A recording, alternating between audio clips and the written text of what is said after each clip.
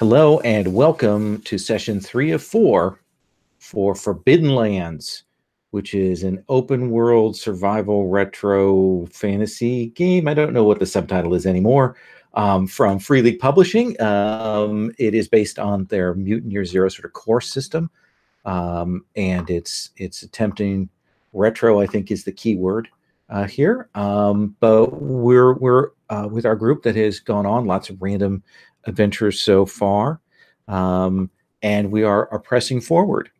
I do want to mention, by the way, that we use the X card for safety tool, and I want to mention that just in case the person who wrote that the X card is the gayest shit I've ever heard on my predation video is watching. Yes, it is, and we're going to queer it up as much as we can. So absolutely, it's going to be on all these videos. I recommend, if you're not happy with that, you maybe check out one of our videos of hot guys making out. You can find that on one of the Gauntlet channels. Anyway, so this is Forbidden Lands. Last time, our group had arrived at a place called the Hallows, which is a settlement that has been, like all the settlements, cut off for a very long time by the Blood Mist. It's only in recent, like year and a half, that people have been able to travel out. The game suggests that it's been 300 years that these settlements have been isolated. I thought it was like 80, and I thought that was a long time. It's 300 years. We'll consider the logic of that at some point in the future. But right now, we've got our group arriving here. It is a town that is heavily populated with goblins. There's a human population here. They also saw some dwarves. They've heard about an elf in town. The group gathered together and desperately wanted some way to make money. So they heard about the fact that there were these halflings excited to that were robbing and raiding, and the group were given a chance to hunt them for bounty. The group went out, found out that in fact these were not just bandits, but in fact they were corrupted by some sort of malign influence, some sort of spirit that such their bites were painful and would get infected easily. They tracked these halflings back to their bolt hole, and the group was able to pull off a decent ambush. Not 100%, but they were able to carry it out, and they were able to dispatch a number of these halflings, and then they were able to capture a couple of them and bring them back, and they got a decent amount of treasure that they were able to bring back and immediately spent because things are super expensive. And that's sort of where we had left off last time, with the group having returned, having been greeted with admiration. For example, they were finally willing to allow your druid to bring his, sorry, not your druid, but your hunter to bring his bear into town. So that was a sign of their growing fondness for your group. That's what we're going to take up today, is sort of with the group here in the Hallows. We'll talk about some of the fallout from their escapades and what they want to do next. But you did get some experience points, and I want to check if anybody would like to buy something. Stephen, I mentioned that there is a magic user in town. So did you want to perhaps buy the next level of one of your things? That sounds good to me. Yes. Okay. So what would you like to buy? So I can purchase the next level of healing. Whenever I looked in the magic stuff, it is 3 times the level, or the rank, so that would be rank 2. Yeah, you could buy 6 experience points. Yeah. Okay. And which one would you want to buy of those? Mend wounds? So whenever you get that, you don't get all of them, you just get one of the spells? Let's take a look at how this works here with the buying of that. Okay. Since we randomly rolled before.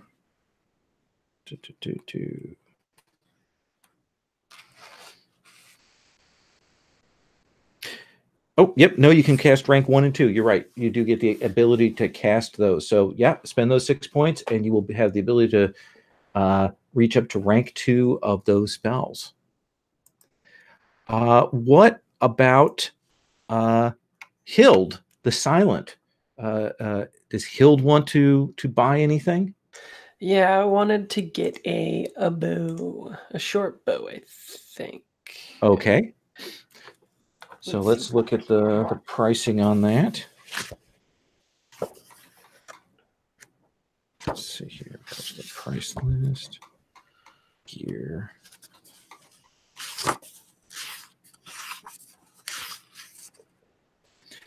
Let me look it up in Apex.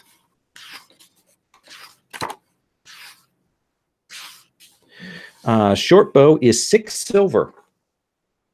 Yeah, I think that's what I can afford at the moment. I'll take Fair enough. that. Okay. So 12 left. Short bow. And are you going to spend any of your XP? Are we able to spend that on the fly in game? Yeah, absolutely.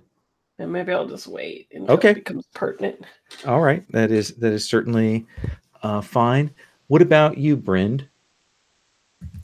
Yes, I would like to rank up my sword fighter. Okay. Talent. So sword fighter rank 2, you can slash 2 enemies with your sword with a single action. Heck yeah. And you roll separately for the 2 attacks, but it counts as 1 action. I'll be swinging. Okay.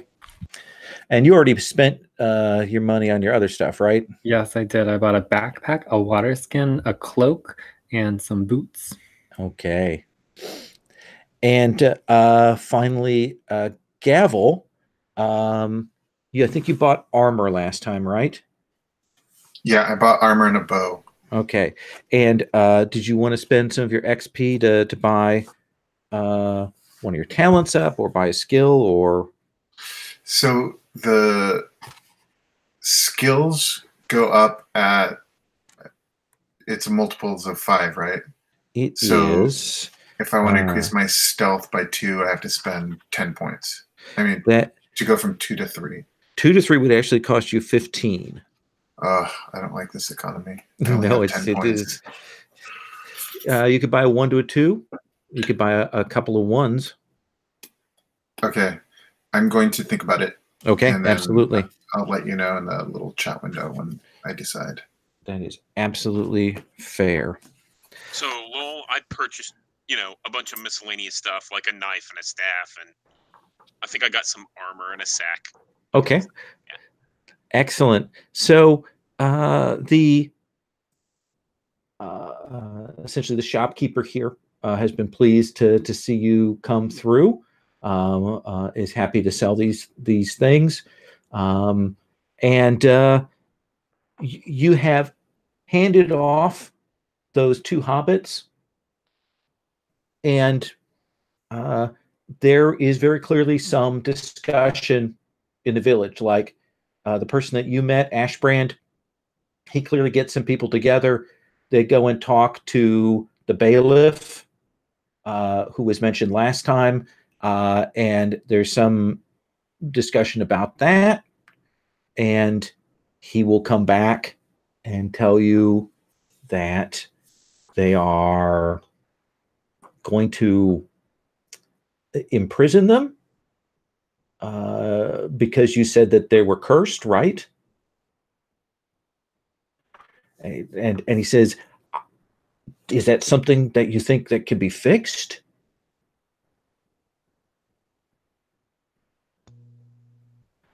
Oh, Bryn, you seem to be shaking your head. I thought you were merely a swordsman, but you have knowledge of the arcane arts as well? I have knowledge not to trust things that try to bite me. Fair enough. A good life hack there. So, yeah. He says, we don't want to simply kill them if they are suffering under a curse. So we are going to keep them in prison and keep them fed and be careful. And the the local mage has said that she will look and see if she can figure something out in the meantime. So we appreciate you bringing them back. Do you know anything about halflings in the area? So no, there's no. We knew of halflings. We'd heard tales of them, and they've been mentioned by a few of the travelers that came through, but there are no halfling settlements near here. We heard that there might have been some towards the coast, towards the east, but certainly we have no halflings here.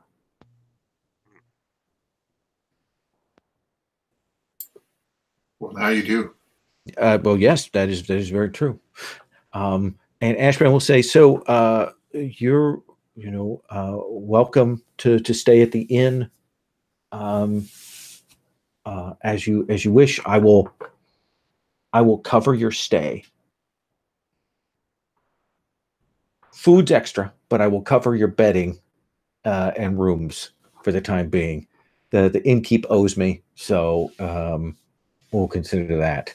And that's gratis, Bryn, on top of what I already paid you out of my pocket. Does that seem fair?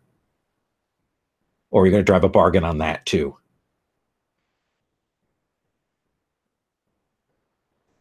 Seems fair to me. You'll cover my bear's stay as well. In the stable, yes. All right. And he says, you're certainly people, I've told people about what you did. You're welcome to travel around town. I know we've mentioned to you before the high population of ghosts in our town. If you go over to the cemetery towards the northeastern part of town, there are paths that are marked with red stones. Stick to those. Those have been laid out to keep haunts or other things from bothering people there. And I recommend avoiding going up the path to the mountain, to the shrine up there. We get more spirits and more stronger ones up in that area. We only go up there really for ritual days. But he says, some of us have traveled around a little bit in the area. We've seen some things. So, if you have questions, we can certainly help you with that. And, we appreciate what you've done for us. I don't know what your plans are, if you plan to move on or if you'd plan to adventure out of here.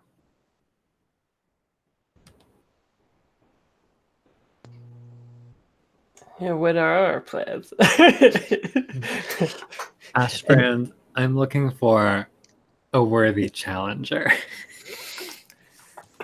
Those halflings didn't cut it. Well, we tend to avoid worthy challengers here, since we are farmers and locals. I mean, and very intelligent people. Yeah. Is there a particular worthy challenger that you wish to avoid? No, I mean, you have to imagine that we sit at the crossroads of the rivers, so we've gotten some trade in the last few years, but we've only just now begun to explore out a little ways. I know that there are some places that we've seen ruins and such, but no one here wants to go and explore there. It seems like a dangerous place. We're trading more and more, and I've certainly been in the front of that, despite the bailiffs wanting to keep us locked down. If you're going new places, I'm certainly willing to lend you some coin if you bring back news.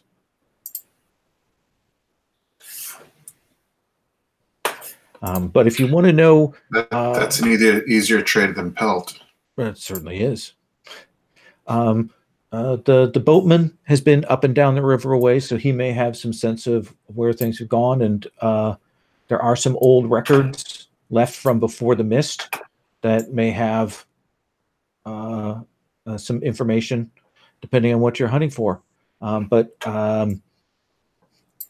you know, I really welcome you.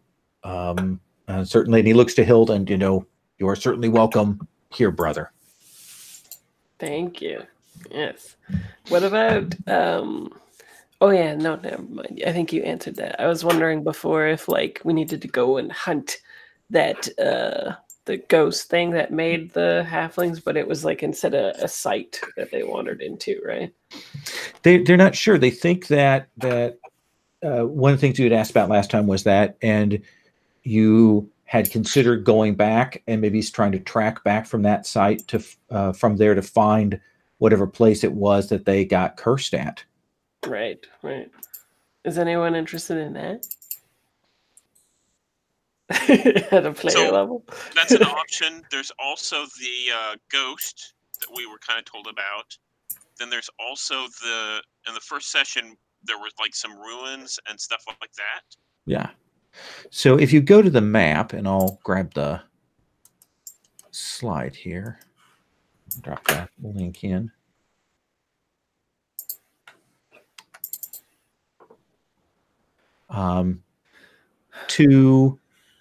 If you follow the river along to the east, there's apparently a fairly major sized site as you get towards the sea.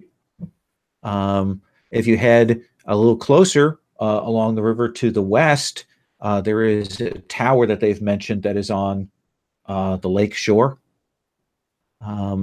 And then if you head up to where you went last time and maybe worked your way a little bit northwards from where you found the hobbits, there is a settlement or some sort of site marked on the map there that may, if nothing else, have information on what's gone on with this curse.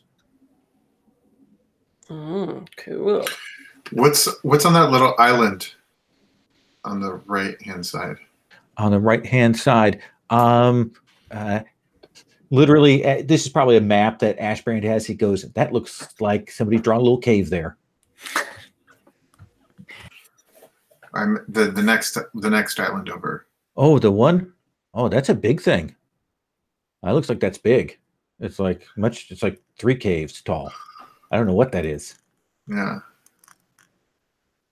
We haven't gone out to the sea because once you get to the sort of the mouth of the river there, you start to get into kind of swampy inlets, and none of our boatmen have headed out that far.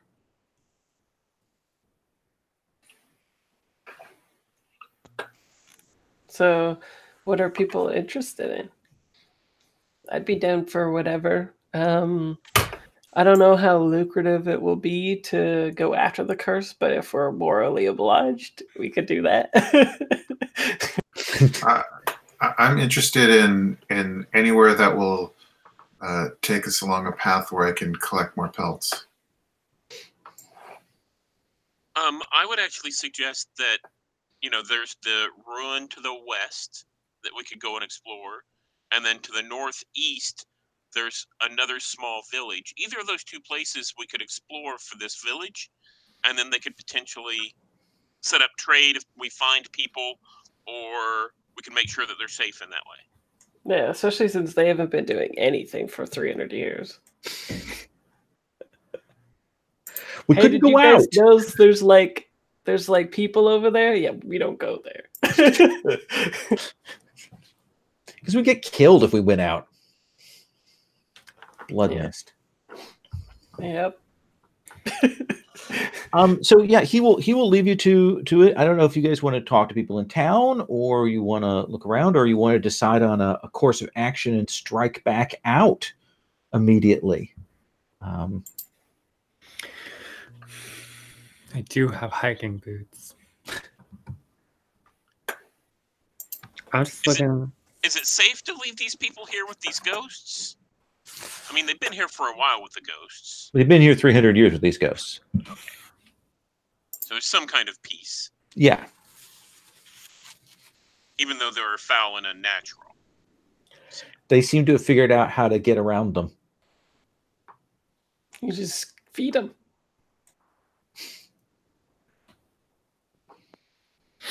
I'm interested in the ghost too, though. I'm interested in whatever. We kind of did my thing last time, so we can do whatever. You can keep me on as a retainer to investigate your little spooky problem. Or you could go out traveling. Is that right, friend? Yeah, that's true. You want to travel? Yeah, I want to find a worthwhile opponent. That's my goal. Okay. The ghost can be one. I just need I need certainty that I can slash it with my sword. So if anyone wants to lie to me, I could be swayed. There is that Rust brother, that armored guy in town. There is him. Could go and challenge him. Yeah. We could have people bet on it, like a Coliseum. Make some money. So, Gavel, I heard that you primarily want to go find pelts. Anything outside of town. Okay. It's too crowded here.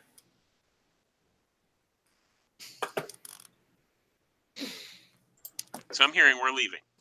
I think that's right. Okay. So I understand that you're traveling out. You probably head out in the next day or two. Are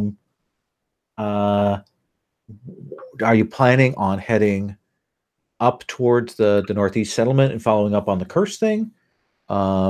Heading west towards that lakeshore tower or something else? I suggest west. What do the rest of you think? How's the fishing at the lake? If it's good, we should go to the tower. It's fine. I mean, the water is cleared in the last year and a half. The fishing used to be much worse, but it's gotten better. So you have your eye on that little tower pretty close by, like the 2 hexes? Yeah, I think that'd be cool. It's close. Yeah. Maybe we'll find someone guarding it, Brend. One can surely hope. So you 4 can kind of settle in here, catch your breath. Is anybody down, or is everybody all healed up at this point? Is there a way to determine that? I look and compare your current to your top number. It looks like at my wits. Yeah, I think you guys can heal those up. You get a good night's rest here.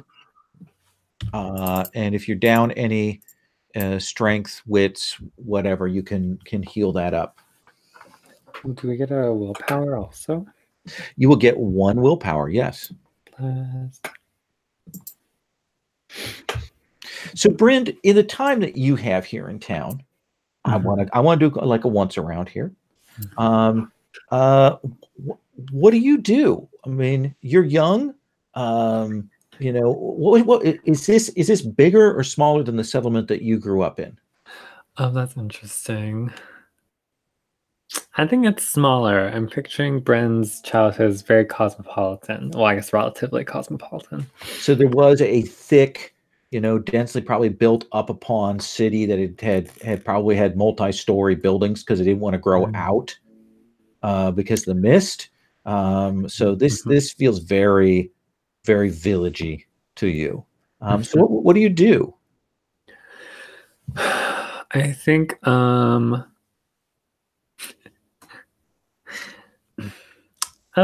you know what? I think maybe I spend a lot of time looking up at the sky, and I think I walk around the village a few times, the perimeter of it, because I think I'm like kind of insufferably bored. I'll probably be a terrible traveling companion when we finally set out. As you are walking around, you will Those people are working. Again, you guess it's about 2/3 goblins here, maybe a third humans. And as you are kind of walking around the village, looking up at the sort of the small mountain that it's built adjacent to, and you will see this older woman. Looks like she's dressed maybe a little more officially, definitely a human. And she has with her someone who's kind of carrying a big bound book. And she approaches you and she will say, "Good day, sir. You are one of the 4 heroes, are you not?" Lady, I am no hero. Then what are you? I am but a man with a sword trying to survive in this world. And does survival mean you putting that sword to use to gain coin? Yes, it does. This cloak didn't buy itself. I can see that it is a fine cloak, young man. Thank you. You seem like a person for whom you have been denied the riches that you so well deserve.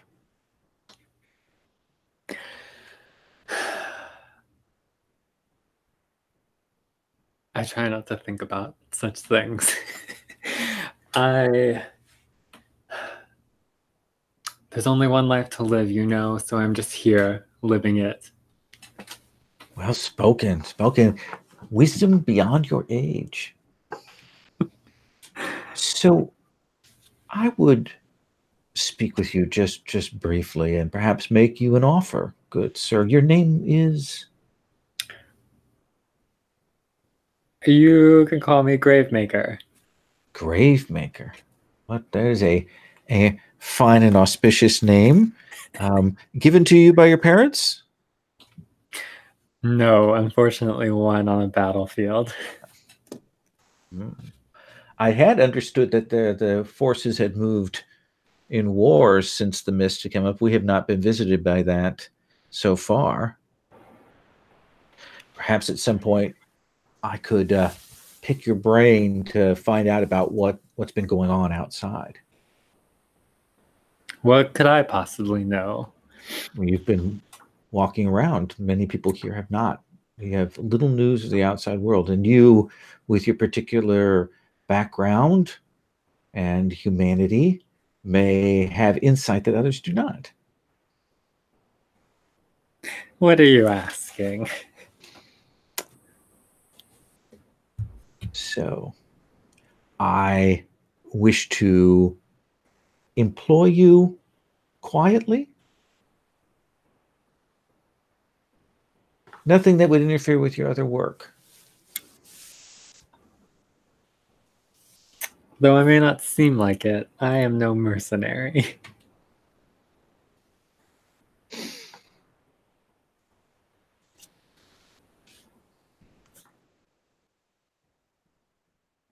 She pauses here. She clearly thinks what you're saying there. And she says, "This is not precisely mercenary work. I merely wish to be informed. There's a certain person that I have issues with. They and I do not get along precisely. And as a result, there have been tensions in town." Who don't you get along with? I know that you have been commissioned by the Goblin Ashbrand on the previous task. Mm-hmm. If he were to ask you to complete another job, if he were to hire you for something else, if you were to come to me and tell me what that was, I would be certainly grateful and be willing to reward you with a few coins. A few coins? I have a few coins. Do you think this is a matter that requires a substantial payment. I thought you weren't a mercenary. No, but I like to pay for my food. And look, let me speak justly and straight to you. There are a lot of goblins here in town, goblins in the city, and the balance has been not necessarily in our favor over the years. There's been back and forth, and I fear what comes these next few days, these next few years. I merely wish to be prepared. If you are willing to act as an informant to me, I will hand you a silver now, and I will give you more if you bring me something of merit.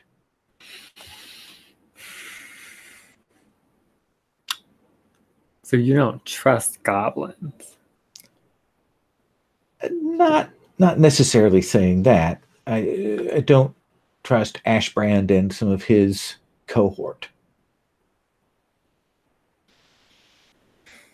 Well, why would Ashbrand hire me, a human, if there was an issue with Ashbrand's company? He would hire you because you have a sword and are willing to walk outside the city. Those are both strong points. Yes. But if this is not to your interest, then we can forget this conversation ever happened.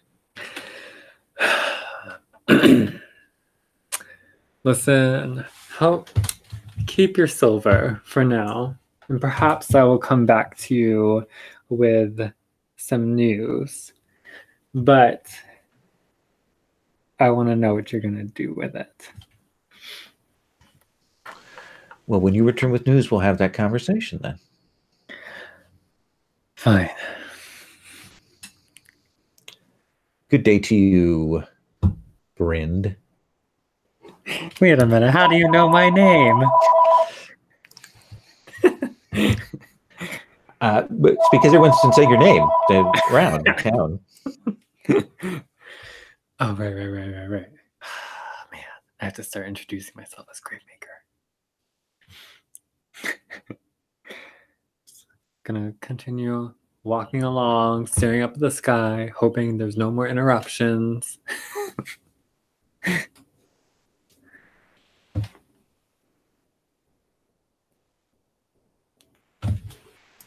Apparently, I can get a medical grade brace now for free. That's the spam call of the moment now for me.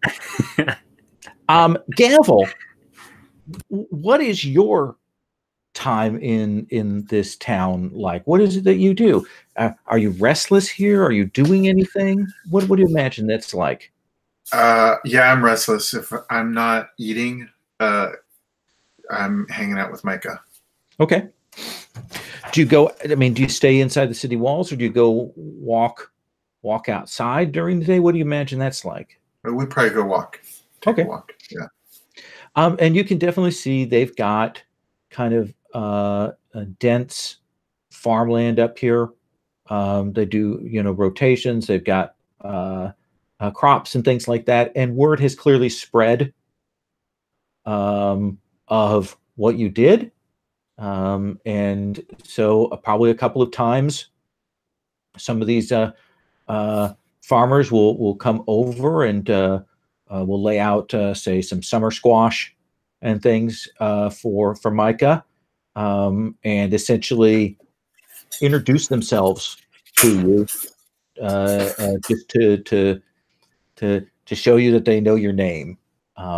Clearly, if there are people here who are serving as like defenders of the city, they at least want to have themselves recognized.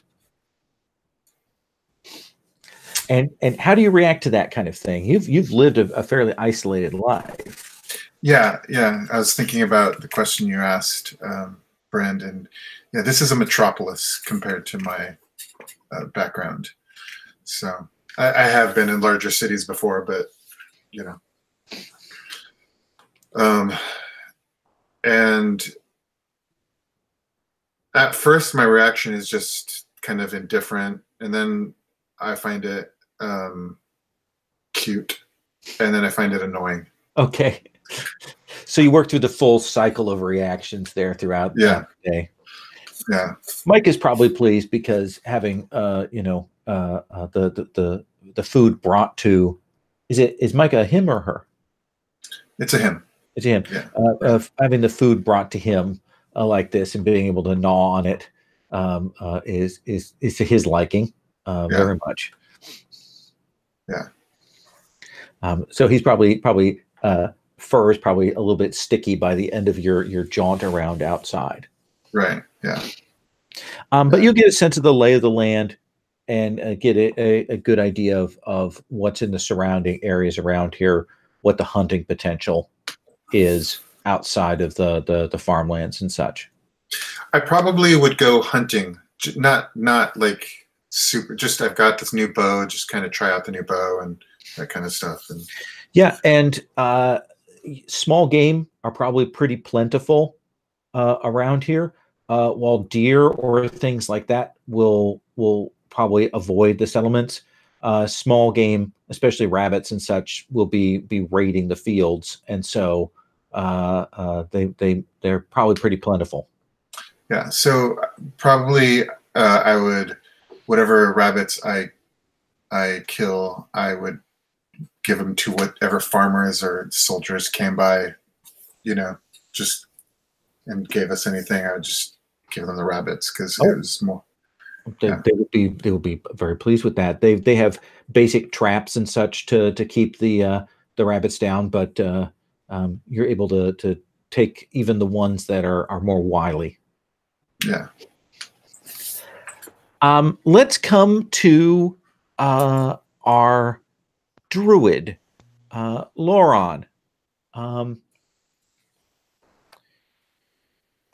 When you go to be introduced to the person who knows the spells that you want to meet, you'll be introduced to this human woman, a little bit older, who's introduced to you as the midwife of the town. And her name is Blue Mercy.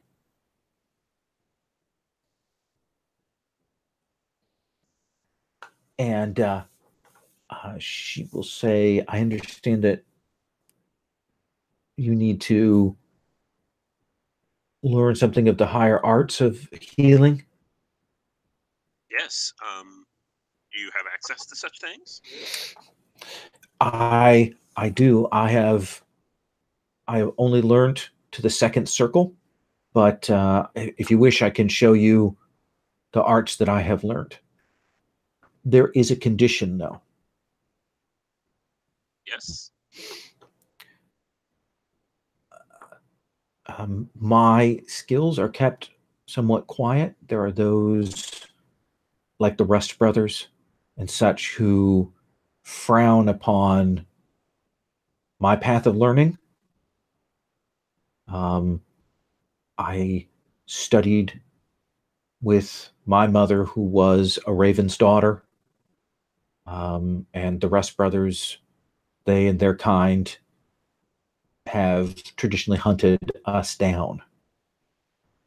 So I would ask that if I show you this, that you are quiet about A, how you came to learn it, and B, who I am.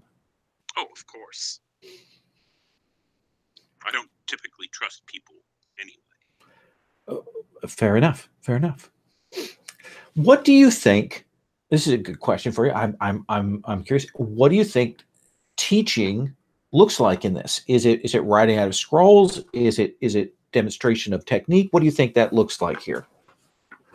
I think it's demonstration. I think a lot of this is like the training montage kind of scene that we get is going outside of the city where their prying eyes wouldn't see, and then gathering things in the woods like healing plants or something like that, and maybe starting to practice on we find a wounded animal from a bow. Oh and no! Maybe we practice that. Yeah.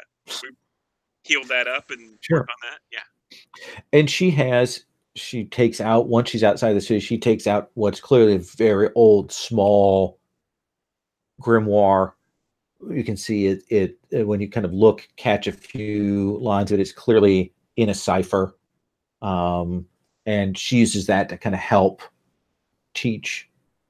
She will say,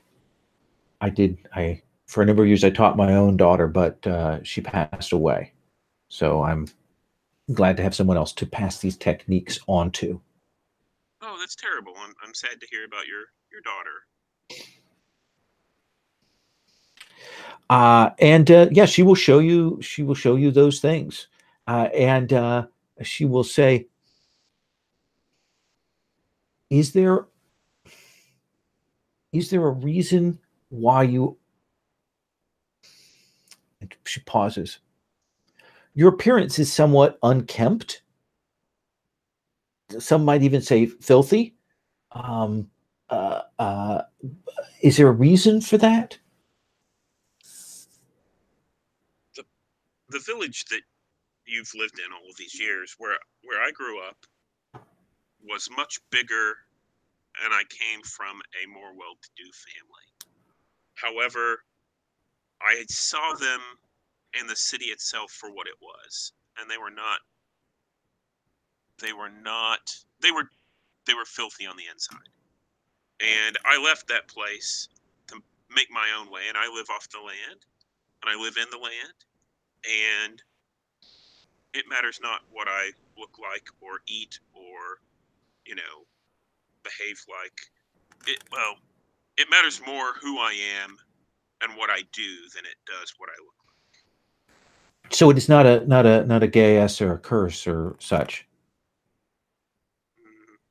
No, other than a curse of my own making. No. I did not know.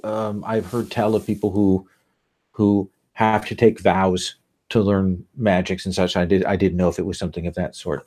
It is a personal choice. Yes, or lack of personal choice. Are you under any such curse or geese? Not precisely. It is not that. It is a certain obligation that I have. It's not an obligation towards something untoward, is it? No. As a Raven's daughter, if I see someone injured or in need, I must tend to them. Oh, I see. Okay, that's very honorable. It is dangerous at times, but yes. And she will nod to you and will finish teaching you these spells. And I think the second level includes a more severe healing, and it also includes like an undead repulsion, right? Yeah, it's like turn undead and banish demon and a better heal. Okay. So yeah, the banish demon, she's probably like, I haven't had to use this one, but let me give you the incantation for it. Let's come to Hild. Hild, how do you indulge in this town? Well, I bought my bow, so I'm thinking that how much XP is it again to get a skill? So it is 5 points to get to rank 1, 10 points to go from rank 1 to rank 2. Okay, I'm gonna spend 5 of my 10 to get 1 in marksmanship, and then I'll be practicing that. All right. In town to get the fictional positioning for it. Absolutely. Some of the younger goblins come and watch you because they're already starting to tell stories about this goblin hero who goes out with the others, and wanders, and a master archer and a knife wielder, and so there are lots of little goblin kids who are kind of watching you. You will see two things. One, you probably will see those dwarves that Lauron saw last time. You see them like in a group, like they keep themselves in a huddle. There are about 5 of them, and you see them kind of come out, and they clearly go and draw water from the well, and then they all all as one go back down into whatever building that has their underground entryway sort of en masse. They don't talk to anybody, and people kind of don't engage with them, and it's a little odd. Like, are they ostracized kind of deal? No, it's like the dwarves clearly keep to themselves, and the locals don't get in their way or anything. But nobody knows why they're there doing that stuff. You haven't talked to anybody about that. Hmm.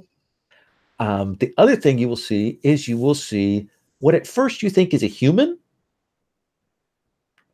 You'll see this fellow come. He comes down from one of the slightly uphill buildings, and he comes down, and you think he's a human because he's got this really rich, luxurious beard, raven dark and so on.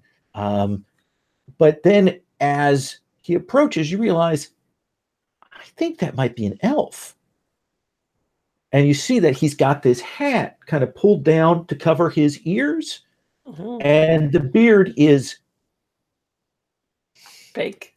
very fake, like very clearly fake. Yeah. Is that you, Ganondorf? No, and he talks to some of the locals and so on, and he goes and has lunch, at one of the inns here, and then heads back up to where he works. I'll follow him. Okay. Where's he working? You will head up top to this building. He has a largish building. It's a good deal more stone than some of the other buildings. It's stone and wood, and you can see that there are these great big clay jars outside that are kind of in the yard of it, and there is this distinct sort of yeasty, fermenty smell coming from the place, and this is very clearly the whoever is making all the cheese for town. Oh, cool. Okay. And he will pop his head out, and he's like, "Who are you?" I'm Hild. I'm sure you've heard of me by now. You're one of the strangers who've arrived. Sure, not so strange anymore, though. True. We must be friends. I've enjoyed your cheese. Yes, good. Well, then you have good taste, a stout yeoman. Perhaps I could interest you into some samples of some things I'm working on. You can definitely do that. Yeah, he'll have you come in, and this is very clearly, it looks like actually the building has like a basement, and he has racks here, and he's got jars of various fermenting curds and things, and you've seen goats around, and like only one or two cows, but you guess he's probably using predominantly goat milk, and he'll go in and fetch you essentially a board and set that in front of you. And he will say, good, enjoy, eat up heartily. It's good to be hearty. Yeah. I'll eat. So, like, how good is his, like, ruse? Like, is there a reason why he would be masquerading as an elf? Do people not like elves or something? No, and people have described him. You've heard them mention the elf who makes the cheese, but he's very clearly disguised to not look like an elf for some reason. Okay, maybe I'll try to broach that subject carefully. All right, then I think that's well. What is your empathy like? Empathy is 2. Okay. Well, I will let you either use empathy and manipulation, try and draw it out of him, or perhaps insight plus wits to maybe get a read on the situation. Yeah, maybe I'll do that. Okay. Sounds good. Oh, where's the dice roller again? It was Right. in roller. Yeah, I'll drop it in the chat too. Alrighty, so I've got 3 base and 1 insight. Roll. That's a fail. Okay. But I'll push it. Are you going to push it? Okay. I got 1 success. Success. So he's talking to you. You know, he asks you about where you came from, the outside world, and so on. And over the course of this, he alludes to some things, and you begin to pick up that he's in exile. Like he got chased out of where he had been. That he had been in an elven settlement, and he was forced out. And he speaks very clearly, does not care for elves. Like that's very like there's a very strong feelings on that. And you don't think he's aware that some of your companions are half elves yet. He certainly doesn't bring that up. But he clearly has a lot of old resentment that is brewing in him. And all he's doing is he's trying to ape all the human mannerisms, you know, the beard and all of those things. And he's trying to be a real, you know, not trying to be a not elf. Okay. And his name, by the way, I should give you his name too, shouldn't I? His name is Logan Fear. Logan Fear, the cheese elf. Okay. I'll tell him that I happen to know that there are at least some half elves that are pretty good people, so maybe you shouldn't like lump them all together and stuff, you know. They appreciate your cheese too, I'm sure. I think at that point it becomes an empathy plus manipulation roll. Sure. Okay.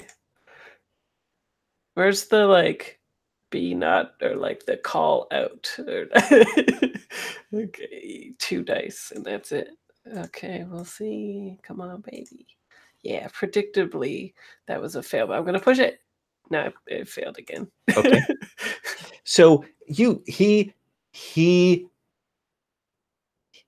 mentioned that, and he goes on a rant, and it is a rant about the perfidy and untrustworthiness of the elves, and you know, he devoted his life and he was kicked out, and you know, you can't trust an elf these days, and blah blah.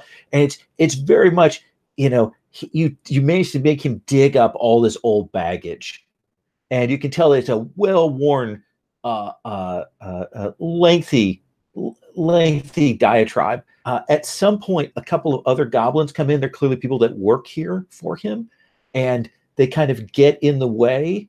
And I like, you can go now. He'll be at this for a while. You should go. Okay. Yeah, that's too bad. But as I leave him, like, I'm sure he'll just pour this energy into his cheese. Oh, yeah. There's some hate cheese. Yeah, absolutely. Yeah, the real smelly stuff. Yeah. So, you guys will have a couple of days here, and then you'll be able to gather yourselves to head out. And as I understand it, you are traveling to the west. Going to the tower. Going to the tower. All right. So if you set out in the morning, you should be able to get to the tower by evening. It's 2 hexes worth of passage.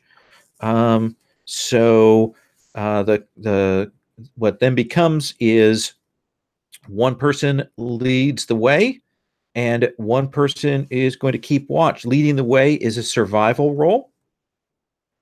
Keeping watch is a scouting roll. I'll keep watch. Okay. I can lead the way. All right. Then let us start with lead the way. Okay.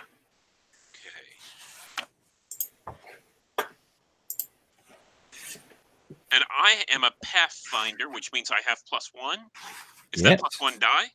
+1 die, and you use skill dice for that. Okay. And okay. Ooh, I got no successes and 1 skull. Okay. So I'm going to push that. Absolutely. Oh, I have 1 success and 3 skulls on the white dice. All right. So the 3 skulls on the white dice, that means you're going to take 3 damage on that stat. Okay. The good news is that gives you 3 willpower. Fantastic. The bad news is you're very close to being broken. But you will avoid mishaps. Essentially, failure on this thing causes a mishap, so you don't have that as an issue.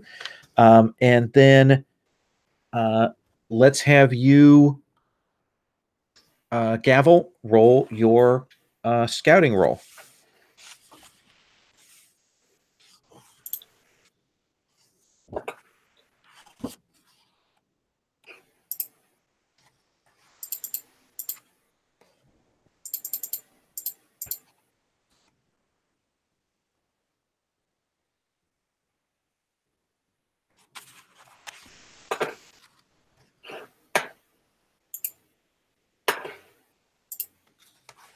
I got 3. So the only things that matter are the swords and the skulls. That is correct. So I got 2 swords. 2 swords. So you are absolutely able to spot things ahead of time. And let's see, that is a 62, 14, 12. So you are on the path heading along here. Scrub brush and some small stands of trees. You're moving along the river. And what is the thing that tips you off, and tips you off well in advance, that there are a set of robbers sort of concealed along the path some ways ahead? Initially, I saw some broken branches, like little branches up high in the trees, as if like they'd been up here. So I knew somebody was around. Mm-hmm. So as we kept going, I can see up in the trees some discoloration. And then, I mean, I don't know how many there are. They may not all be up in the trees, but like they have somebody, and I'm like, all right, I know where they're at right now. It looks to you, especially with the successes that you got,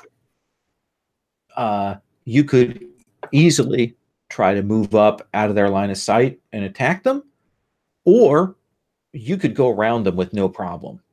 You've spotted where they are. You know how much they can see. You could avoid them if you wanted to. Can I tell how many there are? Yeah, I think you'd say there's about 6 of them. 6 of them. Okay. So I look at Brand, and I show him 6, and I point off into the distance, and then I draw an arrow, and I shoot the guy in the tree. Okay. So let's have you roll then, and you've got the longbow, right? Yeah. Okay. So it won't be, a range penalty because you are firing something that can reach that far. So let's have you go ahead and make a marksmanship roll. And I add the 1 from the bow for gear, right? Yes. I got 2 skulls and 2 swords. Okay. So that's 2 successes. What's the base damage on your bow? I don't know. It just says 1. Sorry. Long bow. So I think none of my stuff has base damage on it. Okay, hang on. Let me get that.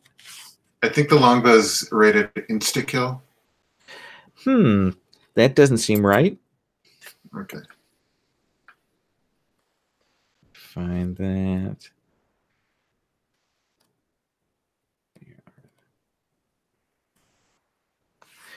All right, so our ranged weapon. So the longbow gets 2 dice when you roll. So it's 2 gear dice. And it does 1 damage base. So you will fire this off, and you will sink this arrow into one of these bandits. You don't kill him, and he will give a shout suddenly as he's,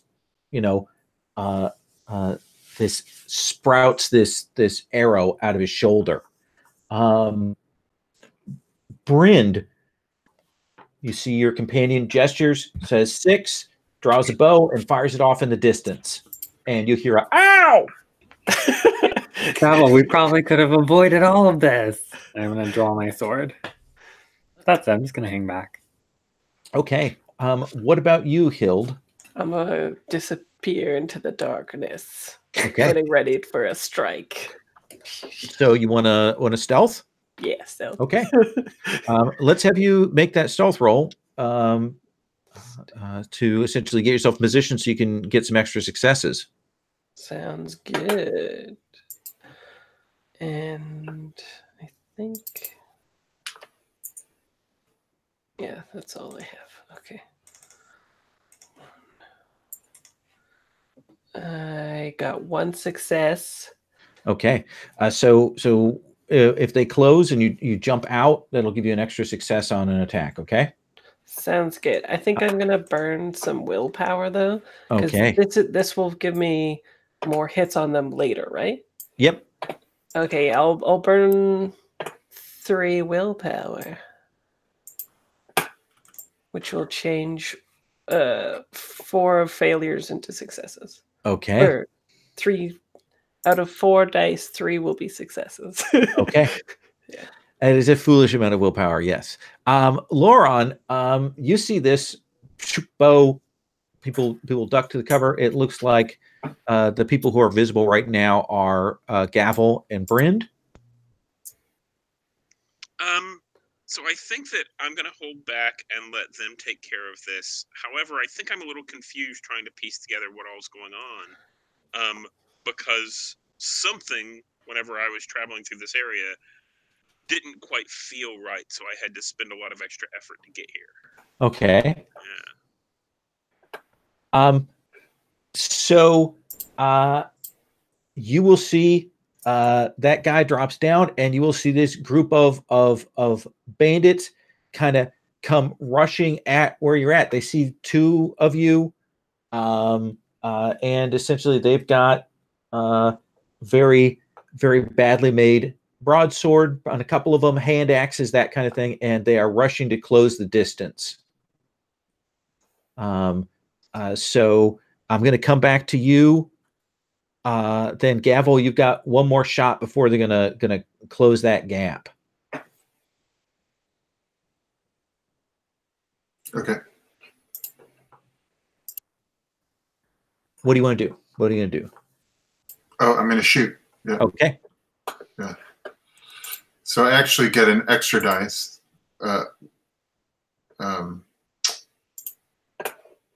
Because you gave me more information. Yes. Where's my character sheet? There it is.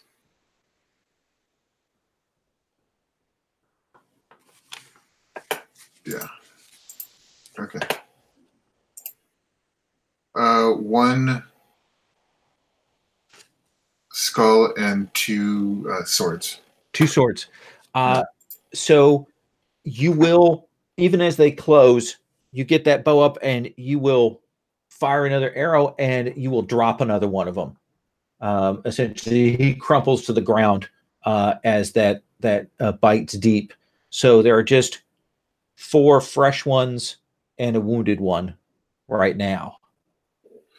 Can I draw my spear out now, or do I have to? That'll be on your next round. Yeah. Yeah. Because that'll be a quick action to do that, essentially. So, what are you going to do, Bryn? These bandits, they're not worthy foes, but they are closing in their position. I'm going to roll my eyes that 2 of them got shot with a puny little arrow and died. And then one was just wounded. He's hobbling over here. Even bigger eye roll. I'm just gonna wait. Can I like ready an action? Is that a thing? You can attack because they are going to close in. So if you kind of held, so if you want to, and you've got a new ability, don't you? Yeah. Guess I'll just slaughter them. Fair enough. Well, let's see those attack rolls then. Okay. Go screw this up. Yeah. Here we go. 9 whole dice. I got 2 swords. Okay. So I'll take that success on So number 1. So that's the base damage of the blade is 2. Okay. Oh yeah, and I'm swinging. Yep. To add 1 to my damage. Yep. So yeah, that first blow, you'll raise up your blade and you will swing and you'll cut down one of these as it closes, and then you're gonna turn the blade around and strike another one. Oh, I'm definitely like spinning. There's some like acrobatics happening with this sword play. A good slash across the chest, and then yeah, I'm probably like spinning around. My cloak is fluttering in the wind, leaves erupting around me, and then I'm gonna bring the second one. Okay. Then let's have you make that second roll. That is 3 swords. That is 3 swords. So the spinning connects with another one, and with that kind of blow, you probably actually lift him up off his feet and send him crashing to the ground. They are beginning to realize this was not the best plan. Hild. I target the hardiest of them. Okay, there is one that is kind of trying to come to a stop. He's got a broadsword, and he looks like he's maybe the leader. You want to poke him? Poke, yeah. Okay. Yeah, I come out from the shadows of the tree. All right. Okay, so it will be strength melee, right? That's correct.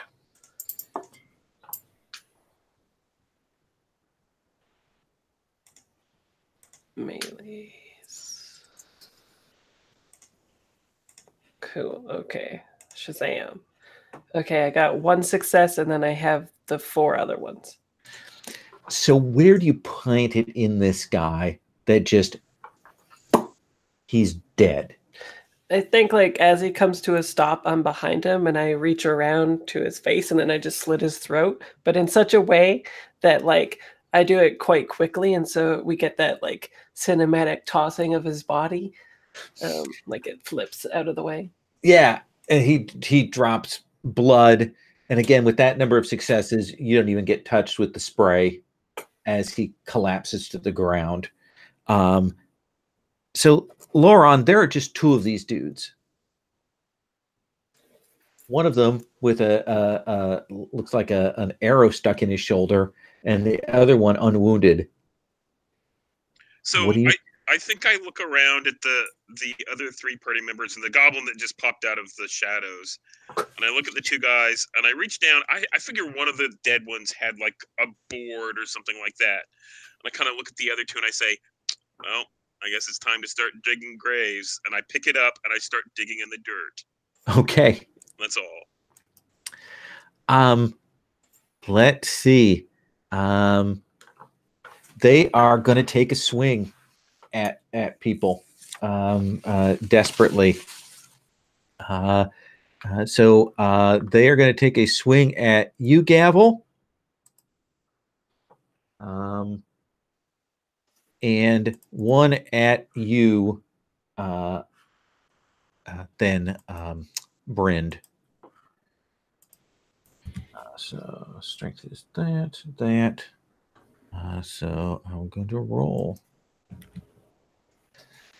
So Gavel, one of these guys that comes at you, he just clips you with the hand axe. And he's going to do 1 point of strength damage to you. Now, you have armor, right? Yes. So what's your armor rating? 2. Okay, so you roll 2 dice, and if you get any swords, then you'll negate that damage because he was only doing 1. No. 2 Okay. 4s. So you're going to take 1 point of damage on your strength. And this other guy is going to try and hit you. Then Bryn. Gonna parry. Well, you would parry, except you already went this round and used. Oh, what? I thought you got to parry whenever. The parrying is counts as an action. Now, let me see here. That is a fast action. Dodge and parry reactive. They can be done outside your turn. Essentially, they come from your pool of your next action. So, I so see. you can parry, actually. Yeah, I want to parry. Okay. That's all my wheelhouse. All right. Then do me a favor and roll your melee strength. Okay. And I get a special +1 for sword fighter. Don't take the gear bonus for parrying. Don't think so, but I'll check on that. Remember, I wasn't ready to parry. I know. Look at you, all not ready to parry. Let's see here. Nothing others. Range. Conflict. Reactive actions. Parry. Yeah, you get the gear bonus. Yes. Yosh. My foolish amount of dice. Yes. I got 2 swords. Okay, so he brings up this really cruddy broadsword, and you knock it away. It's just a clang. He doesn't even get close to you as you knock that back. Let's come back to Gavel. Gavel, you said you wanted to swap out to your spear? Yes. Okay, then you can do that. That's a fast action to drop and swap, and if your standard action, you can stab him. Okay.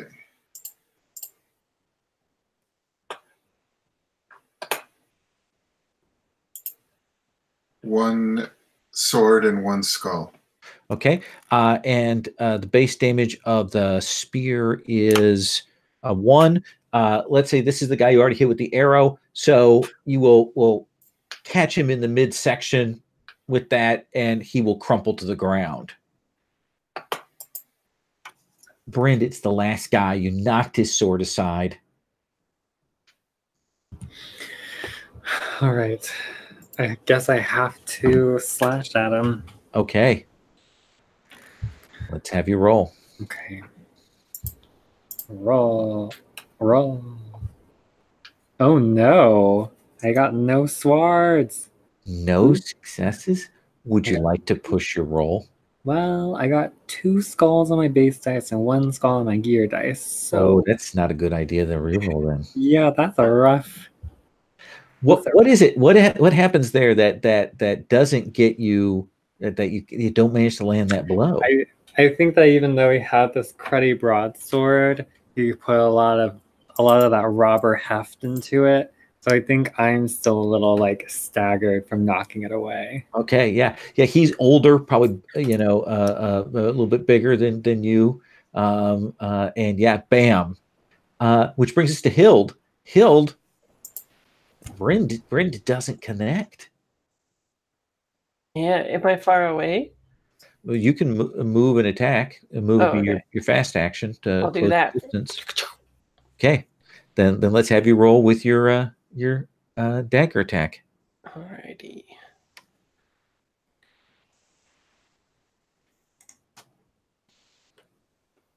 Shazam! I got 1 hit. 1 hit, and how much damage does that do? Dagger 1 damage. Okay, so you will stab him, and he'll clutch at his side, but he is still up. I'll push it. Okay. Oh, two Because this skulls. goes so well for you. I Two always look skulls. forward to this moment. Yeah, I got 2 willpower. See, that's why I don't mind using it. It's the only time I'm confident, really. Oh, that was a rough time. So This guy's so good. you took some damage. Yeah, I took 2 damage. Yeah, I imagine this when you stab him, he swings back and probably elbows you back away from him to try and clear that space. Laurent's still digging? Yeah, I kind of imagine it's going to be, there's this frenzy of a fight around, and I think at this point, he grabs a body and starts to pile them up. Okay. Yeah. Kind of cleaning the field. That seems fair. This guy is going to desperately try to hit you, Bryn. Thinks that maybe you missed, so maybe he has a chance. He's going to try and swing at you. I'm gonna parry again. Okay, let me roll his attack. Ooh, he better not re-roll that. So he will hit you for 2 points. Oh, One hit, so you can negate it if you can get a success on your parry. yeah, I got 1 success. Okay, so you just knock it aside. He maybe thinks that he is your equal. Yeah, that lesson is not sunk in for him yet. Let's come back to Gavel. Gavel, do you want to? You can see this guy's engaged in melee with your comrade. Do you want to come in on that, or you want to do something else? No, I know that Bryn likes to kill his own prey, so I'll just stand there and watch. Okay, Bryn. Just with my spear. This poor robber. Everybody's just, there's fucking Laurel in the background digging graves. Gavel's like, okay, whenever you're ready. Yeah, we hear the dun dun dun dun dun dun dun dun. He's doing the fighting music, but even behind we hear Laurent digging the graves. Let's see you do it. Yeah. There we go. 2 swords, 0 skulls. Where do you hit him? And you're slashing, right? Yes. Okay. What does the slash look like? Where you hit him? How do you cut him down?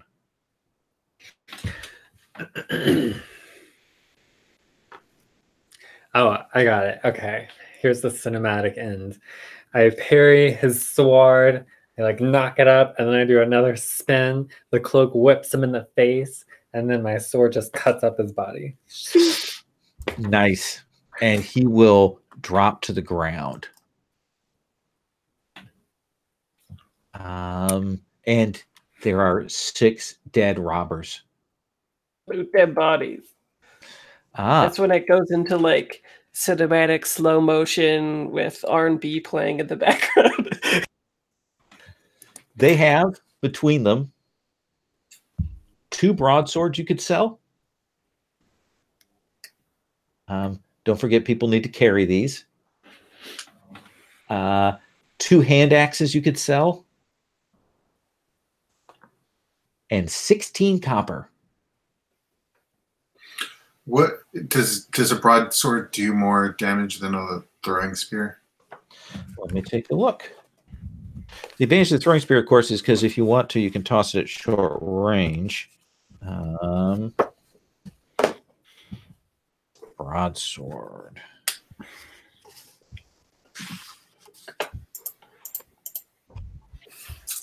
It's like I need a GM screen.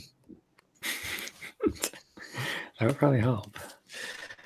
So broadsword, the throwing spear, I believe, is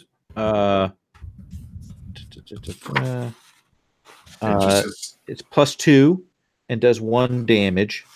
The broadsword is +2 and 2 damage, but it's only in melee.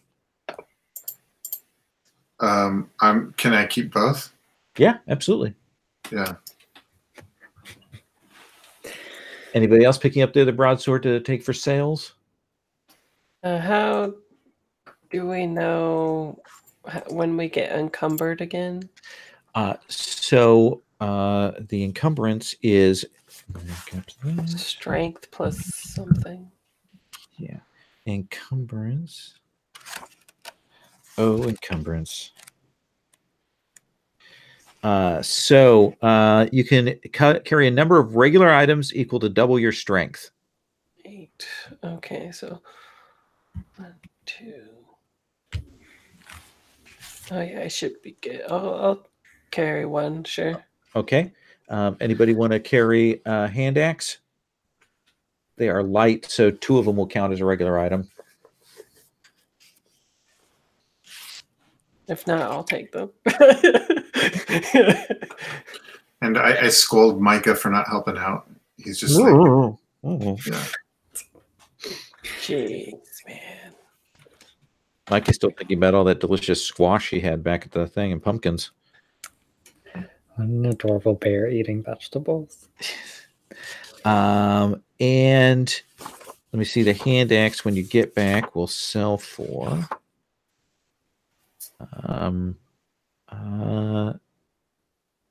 One, right? no, it looks like they sell for 2 actually. Oh, okay. Everything else they have, the clothing, the boots, everything else is Substandard. torn and substandard and muddied. Cool. We build like a cairn for them and put the bloody, the muddy clothes over them. It's a shroud. I help Lauren out. Yeah. You mercifully clear the field. Gavel, I would prefer not wantonly slaughtering everyone we come across. I thought you might like the challenge. I saw 6. What challenge was that? Well, I like the kid scolding the old man there. I think that's It's hard to remember y'all are old. so yeah, you guys will clear that and you can continue on through the morning and you won't encounter any other obstacles. Let's take our break. And when we come back, we'll do the travel for this next hex and get you to the tower.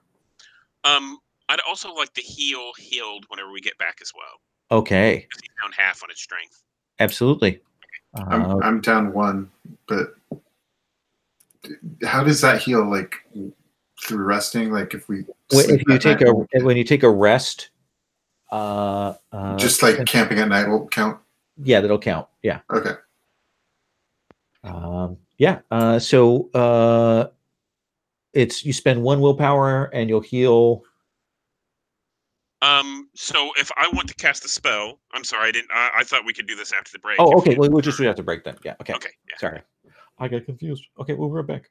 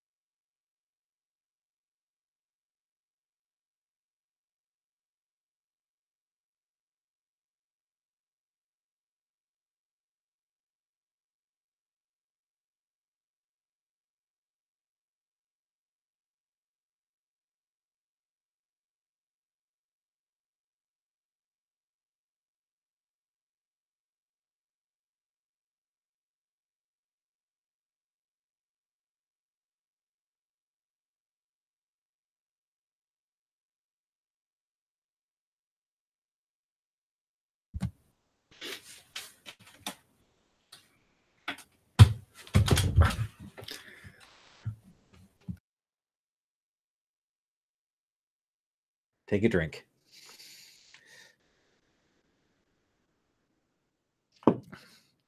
So that's your morning. That travel there. We move on. You will go. Another. Let's see this kind of pace, but maybe another 5-6 miles, maybe further, and you can see the shimmer of the lake in the distance.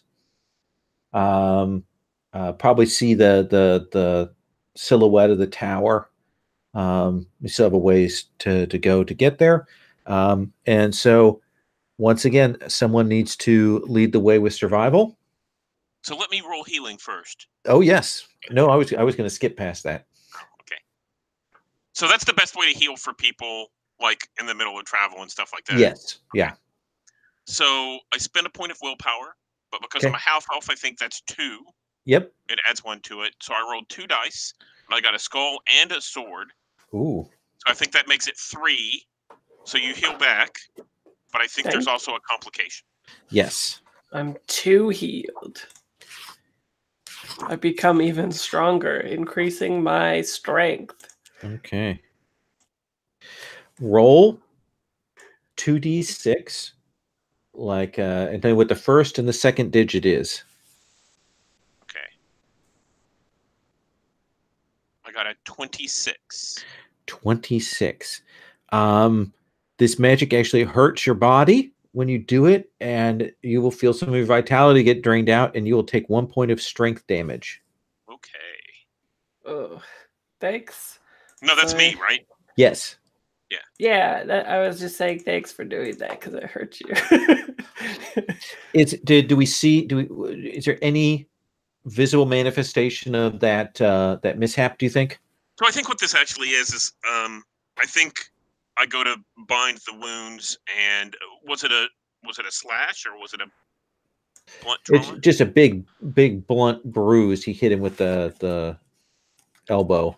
So I think that what this looks like is actually I look at the bruise and I start putting some poultices and like a bandage on it, and then I realize, oh, that's not right. So I think in order to get it to heal, I cut my palm and smear that blood and then put the poultice on. So it's actually kind of sticky under there, but it'll heal faster. And that's where I lose the point of strength. Yikes. Thanks for the blood. All right. So who wants to do the survival roll? And who wants to do the scouting roll?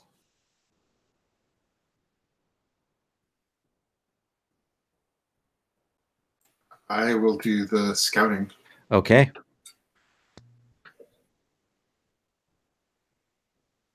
I'm not nearly as good at the lead the way roll as I used to be. You'll still use your same dice. You still use your base dice. Oh, really? I thought you went down. No, I don't think on that you actually go down on those numbers until you get broken. I don't mind doing it. No, I've always played, at least whenever I've run Mutant Year Zero and stuff, we've always done it where it doesn't modify it until you drop. Okay. So my strength is 4-3. I don't roll 3 dice. I still roll 4 dice. You still roll 4 dice. Oh, I didn't do that on one of my rolls. Okay, I got it. So, what did you get for survival then, Stephen? I got nothing and 1 skull. So, I take it you are not going to re-roll. I am not going to re-roll. Okay. Let me find the mishaps table. Can I help? Can you help? Do you have survival? Yes. Then you can lend him a die so he can roll 1 more die. Take it. I give it freely. So I'll roll that 1 die. And it's a success. Ah, damn it! So there's a moment when you're kind of on like a section in a rise, and you're going down there, and you will see Hild.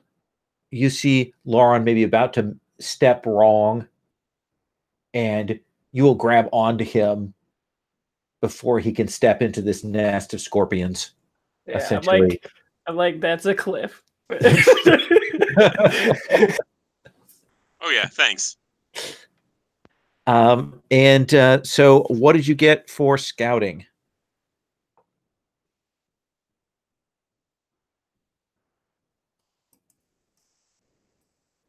Gavel.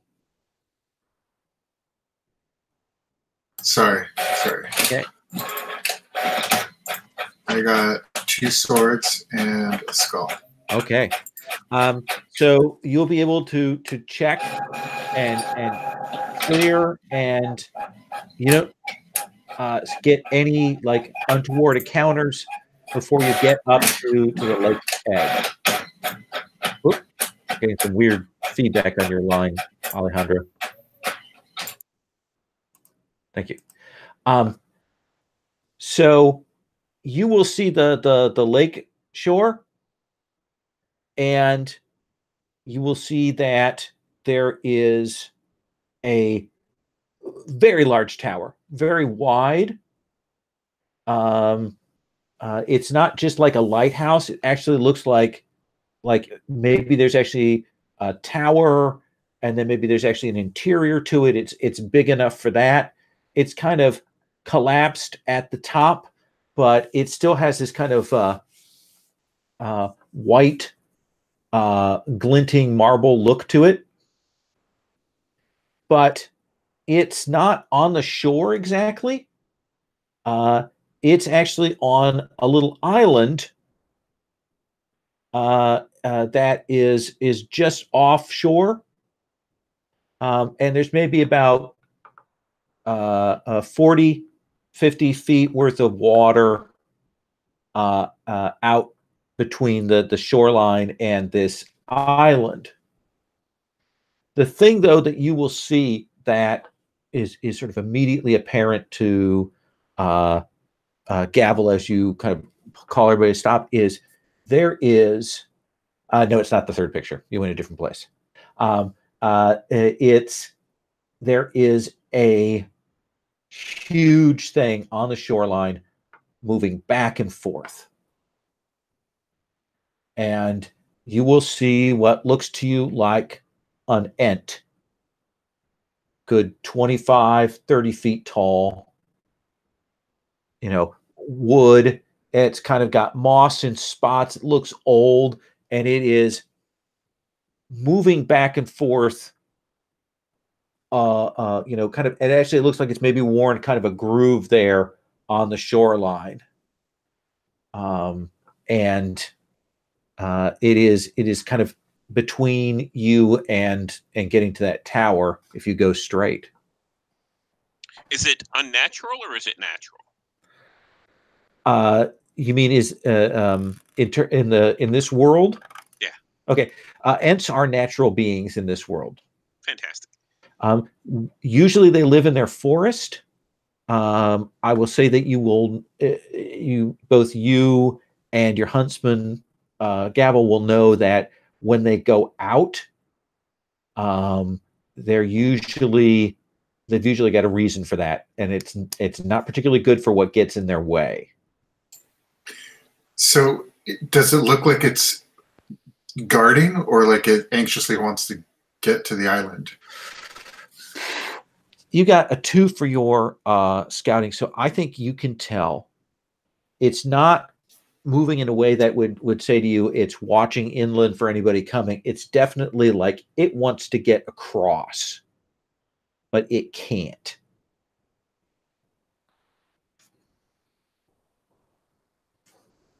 What do you 4 want to do? Bryn, that looks like a worthy foe. I don't think I would think to fight a tree. But I will comment on it and say, is that a tree? It's a tree. Is that tree moving? It appears to want to get to the island. How can you tell? Because it's digging a groove there, and it keeps looking at the island. It's gesticulating wildly. Can't you see that?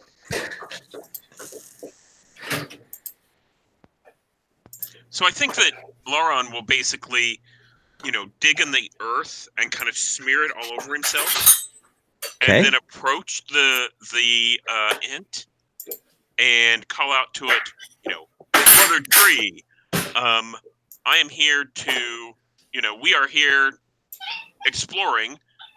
What troubled you? Interesting. So essentially, you're going to try and parlay with this ent. Yes. Let's have you roll empathy and I think animal handling is fine for this, don't you? Yeah, that sounds fine. I think that's a good way to do that. I got 1 success.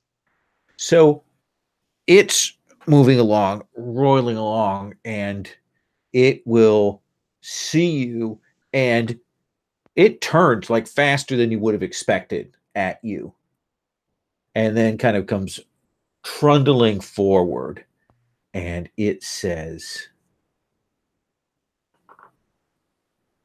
"There is a sister tree there. It was taken long ago. It is bad now." And you want to bring it back? You want to hurt it? I don't know. I don't know. But it's wrong. If you want us, we can try to travel to this place and destroy the tree. We have among us a powerful human warrior. If you would prefer,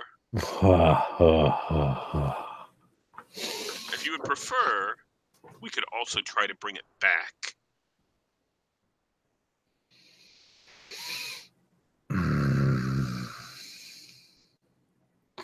Someone has to do something.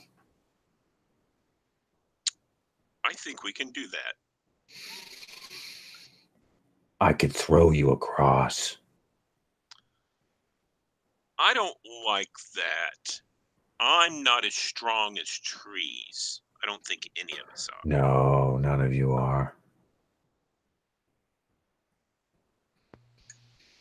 We might try to find our own way there. Then I will try to find my own way there. And it continues on this, essentially slow walking, pacing there. But it seems to not be hostile to you. You clearly communicated with it. You didn't startle it. You didn't draw its anger, though it is clearly mad. You think that's probably the right thing to do. So what do you want to do? So I go back to the rest of them and I say, I explain, what the int just said, and tell them, I think we have to get across. I don't think any of us want to be thrown. So let's find a way across. We should have brought a boat. Yeah, why don't we do the tower first? It's not pressing, is it? Oh, I thought that the tower is on the island. Yeah. Yeah. Oh, so we're going place. there anyway. Okay, Yeah. that's cool. Yeah. Cool. Sorry, I should have made that clearer. Yeah, but he's clearly suggesting that there's a tree somewhere in there. Gotcha. How about I just make a boat? There we go. Done.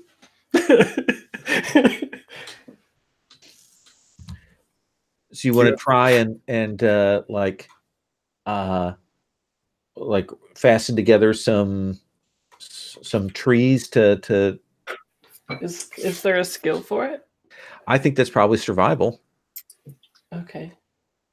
Or should I take crafting? Oh yeah, crafting would be even more effective for this. You have to make your own gear. Pair. Luckily, you have a couple of hand axes. Okay. Yeah, that's true. Yeah, there we go. Put it to good use. Okay, Yeah. so I'll spend 5 and get that skill. Okay. So that'll be good. I'm going to put I'm going to strip naked and put all my stuff onto the back of Micah, and Micah and I are just going to swim there. Okay. If you want to head off by yourself, you can do that. We're I'll gonna go with him. We're gonna take the boat. I'm gonna go with the hunter, and I kind of like the idea that as we get to the other side, you see this clean version of Lauron step out of the lake. Well, here's what's going to happen first. Yeah. First is both of you are going to make move rolls to swim across the gap here.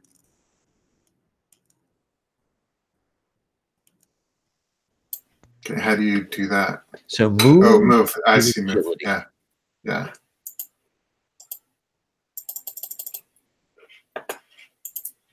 One sword and one skull. Okay. So Micah will across, doesn't care for it, probably get your stuff wet. But we'll get across and you will get across. And then Lauron? So I got nothing. Can I push this roll? Oh, you can absolutely push it if you want. So I'll push. Take. And I got one skull. One skull. So you are going to take 1 strength damage. Okay. No, so you're going to take 1 agility damage. Sorry, because that was a move thing. Right. And you're going to take 1 strength damage as you go under. Glug, glug, glug. And you will kind of have to swim back to shore. There's actually kind of an undertow there, and it grabs onto you, but you will swim back, kind of coughing up water. Your hair matted, wet, and slightly more clean. And I think I come back up, to shore, and I kind of turn to the couple who are making the boat, and I'm like, oh, I think the boat's a great idea. Let's take the boat over. Okay. Sounds good. Lama, what? What? So you want to craft then? Yeah. Okay. So I want to yes, Darren? Sorry, I was gonna say, wait, Hild, maybe can I steal your thunder and I could use my adaptive ability and do it Sure. with lore? Oh, okay. If you want to help me, because I'm not Sure. paid nice. Yeah, I'll help you. I'm gonna draw on my classical education of perfect geometric form to craft the finest floating vessel this lake has ever seen. Okay. You're going to get an extra die for Hild helping you. You're also going to get 2 extra dice for the tools that you have. Oh, someone had tools. Basically, you're trying to get a couple of things together so that you can use them to help float, swim across. Mm-hmm. Okay. Roll. Oh, that's 3 beautiful swords and no skulls. Okay. So yeah, you go out of the line of sight of the Ent to cut down the trees. And essentially it's probably going to take you a couple of hours to do it, but you can easily get something that's stable there. So let me tell you something, Gavel. When you get over to the shore of this island, as soon as you kind of step up onto the shore, you will see Micah kind of stops, like doesn't want to go any further, and you realize that it's gotten dark. And whereas when you were kind of looking at it from the shore, it's evening, it's getting on dusk here, but when you kind of step onto the shore, it's actually dark here. You can see the tower in the distance. You can see that there's some smaller trees by the tower, and you see them kind of swaying, though there's no wind. what do you want to do? You see the others back on the shoreline are getting that boat together. I am going to dress. Okay. As best I can. I'm going to kind of walk up and down the shore. Okay. Not too far, but just so I can get a good view of see what's inside the tree line and just kind of examine the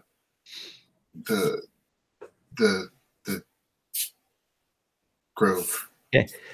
As you kind of move along around the outside, you see those trees. They're like 8 or 9 foot trees. They're very small, have some leaves. You're hearing now that you're standing here almost what sounds like chiming, like maybe wind chimes or something like that, as this wind is kind of moving along.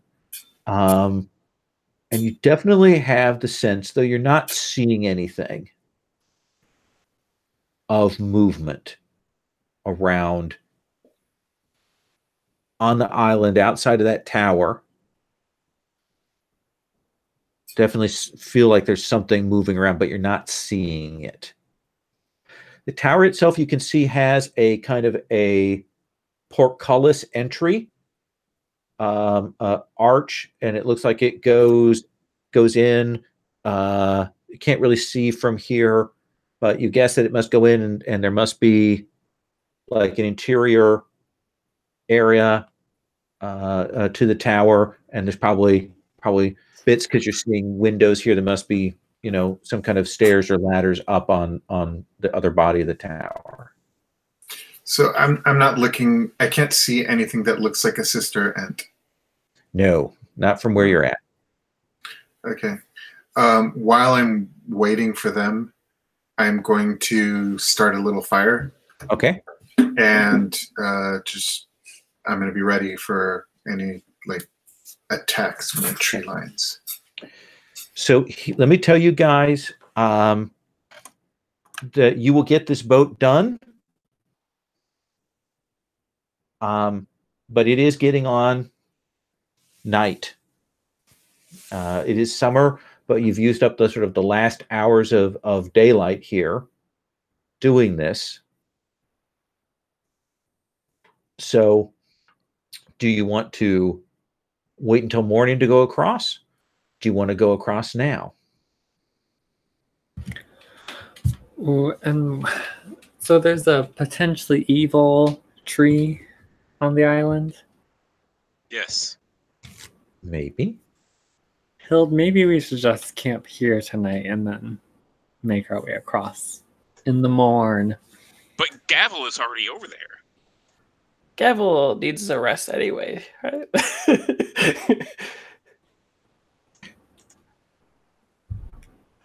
We could try to go in the night. I have a lantern. I bought one.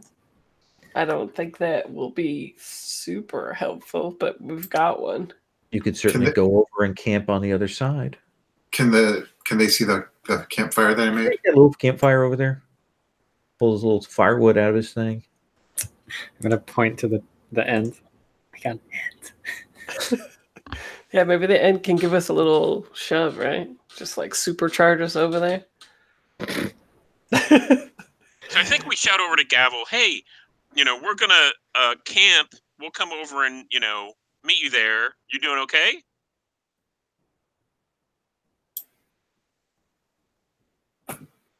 Yeah, I mean, I shake my head and just pull out my bedroll and roll over. We do the loon call, twice for good, once for no. So you're going to sleep here at night on the island by yourself then? Micah and I will split watch. Okay.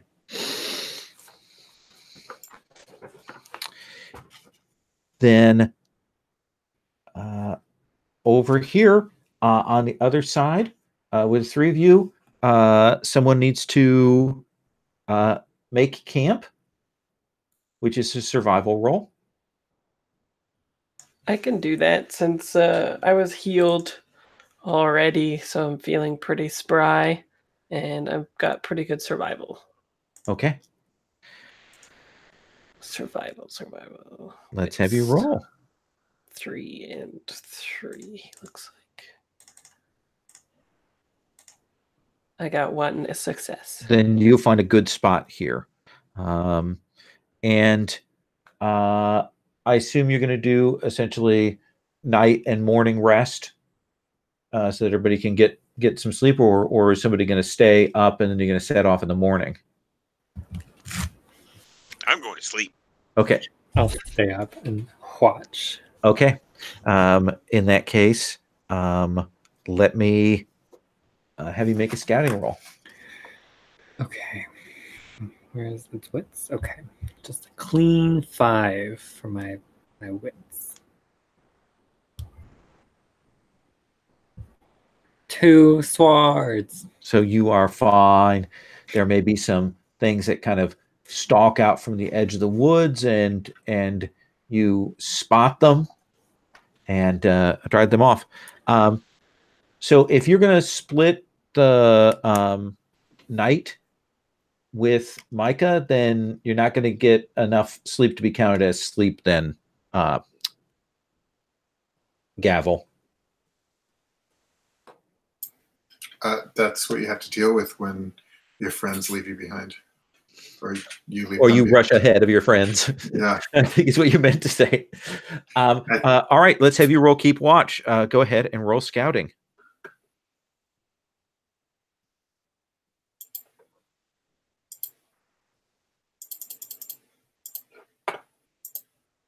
One sword. Okay. So yeah, you keep your eye out, like you're up and there's still that kind of pacing around. The thing that strikes you is when it gets night, the quality of the light here doesn't change. It just stays that dark. And you think you're glad that you have somebody up at all times. You have the feeling like something is like waiting for you to fall asleep, but you don't. So the morning will come. Neither Bryn nor Gavel have gotten sleep when morning comes around, so you guys are both marked sleepless. Oh, I thought we split it or something, didn't we? Or something? No? If you slept for one, you would have to then sleep for like the morning period as well. Oh. So that he could sleep while the others are doing that. Okay. And you can if you guys want, you can split that out and essentially wait through the morning. Would that mean that there'd be another roll over the island? No, I wouldn't do that to you. Then why not? What does sleepless do? Sleepless. So that condition is you must sleep 1/4 day. After a skip day, you cannot recover wits except via magic. And after this day, you'll take 1 wits damage each day you stay up. So can I just keep sleeping? Mike and I keep. Yeah, if you opt to do the night and the morning shift, if you do both of those segments, then that'll be no problem. Then does that mean I heal my strength? Then yeah, you'll heal your strength, and you guys can not do sleepless then. Yeah, that's what we'll do. Okay. And what is recovery? Recovery here. Well, I mean, whenever you sleep, so I'm going to sleep through the night, and I'm down in a few things, so I wanted to see. Absolutely. They don't all just go to full, right? Let me take a look at this. Okay. Damage can't be other attributes, dealer's fatigue, which otherwise you recover 1 after D6 hours resting. Let me look at this. Oh, everybody should mark off a ration of food and a ration of water. Recovery. That's rolling the dice, right? We just roll the dice. Yes. So I have D8, and D8 is mighty. Yeah, should be the first one after the D6s. Yeah. Da, da, da, da, da, da.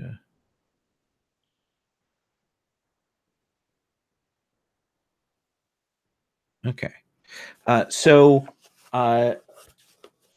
for recovery, essentially, without any other treatment, you'll get back 2 points.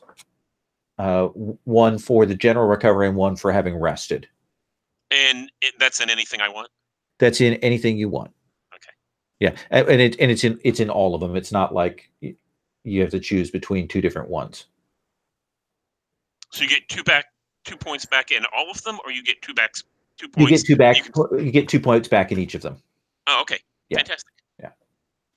That's great. Do when you roll for food and water, if you get swords, that doesn't mean anything, right? Doesn't mean anything. Nope. You don't like get more water. No. So it is midday when you're all set and ready to go, and you're gonna get on this boat. Do you ask the Ent to push you across? Probably not. I float the idea, but it seems Brenda's thinking it's a bad idea. Okay. And I tell them we don't want him to see the freshly cut logs. Oh, right. My brothers. What's the Ent's You're name? a monster. All right. So yeah. I think with this boat, I don't think there's any need to roll. Essentially, a couple logs, get your stuff up on it, and you can swim paddleless across without a problem. And when you 3 get to the other side, as soon as you kind of step up onto that shore, it gets dark. And it is dark here on the island. That's not natural. That's very true. So what do you all want to do? You will see, because I'm a goblin. So there is that enormous tower. There are some windows on the outside. There is that portcullis entryway to it. You'll see there are these smaller trees kind of scattered around the island. It's dark, and you'll hear that kind of chiming that I mentioned before. And you can see the trees kind of doing the sway, even though there isn't much of a wind. I'll crack up my lantern. Okay. It will light up. It does illuminate, but it you can feel it like it doesn't go nearly as far as it ought to. Like the edges of it are getting swallowed up by whatever this darkness is here. I tell people I feel like I'll never be cheerful again. I'm going to light a torch, and I'm going to go inspect those trees. Okay. Anyone going with you? I will, for sure. Is Micah coming, or because you said that he was skittish? Does not want to step foot on this island beyond this shoreline. This is clearly not. He is not cool with this place. Like, there's no coercing. Like, it would.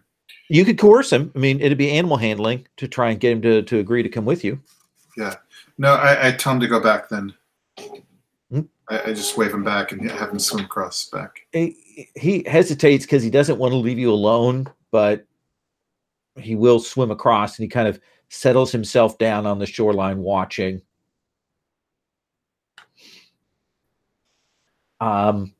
So Lauron, you will head over to these trees. Why don't you make a lore roll for me? Okay.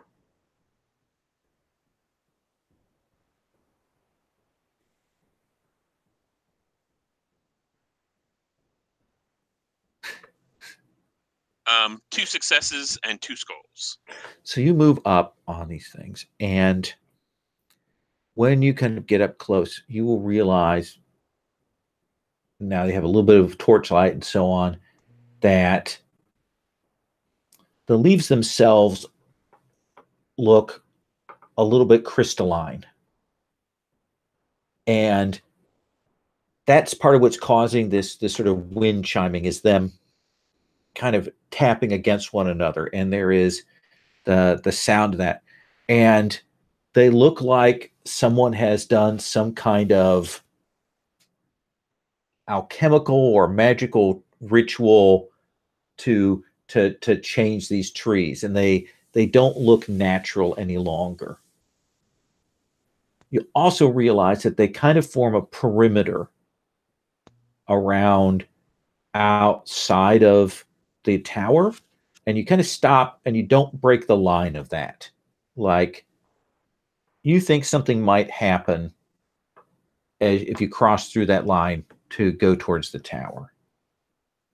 But there's a pathway that leads up to the portcullis. There's spaces between them. You can walk between these trees and get up to where the portcullis is at. But it seems like something would happen. Yeah, you think that there's something up with these trees. Yeah, so I tell them, I tell the others, these trees aren't natural. This suddenly clean laurons, right? And I kind of say there's something that they're protecting or guarding, that if we cross over this threshold, something's going to happen. I think we should go forward, but I wanted to check with you, the rest of you. I take like a little piece of rock and I toss it across the threshold. You'll throw it between the trees. It'll pass between them, kind of hit onto the grass on the other far side. Won't see anything, like it doesn't explode or change color or anything like that. Are there any laser beam? No. Are there any of these leaves on the ground? Yeah, I think so. So I think I gather some of them up and I crack them. Jesus Christ, those are sharp. And you pick one up and you will slice your finger on one. Ooh, okay.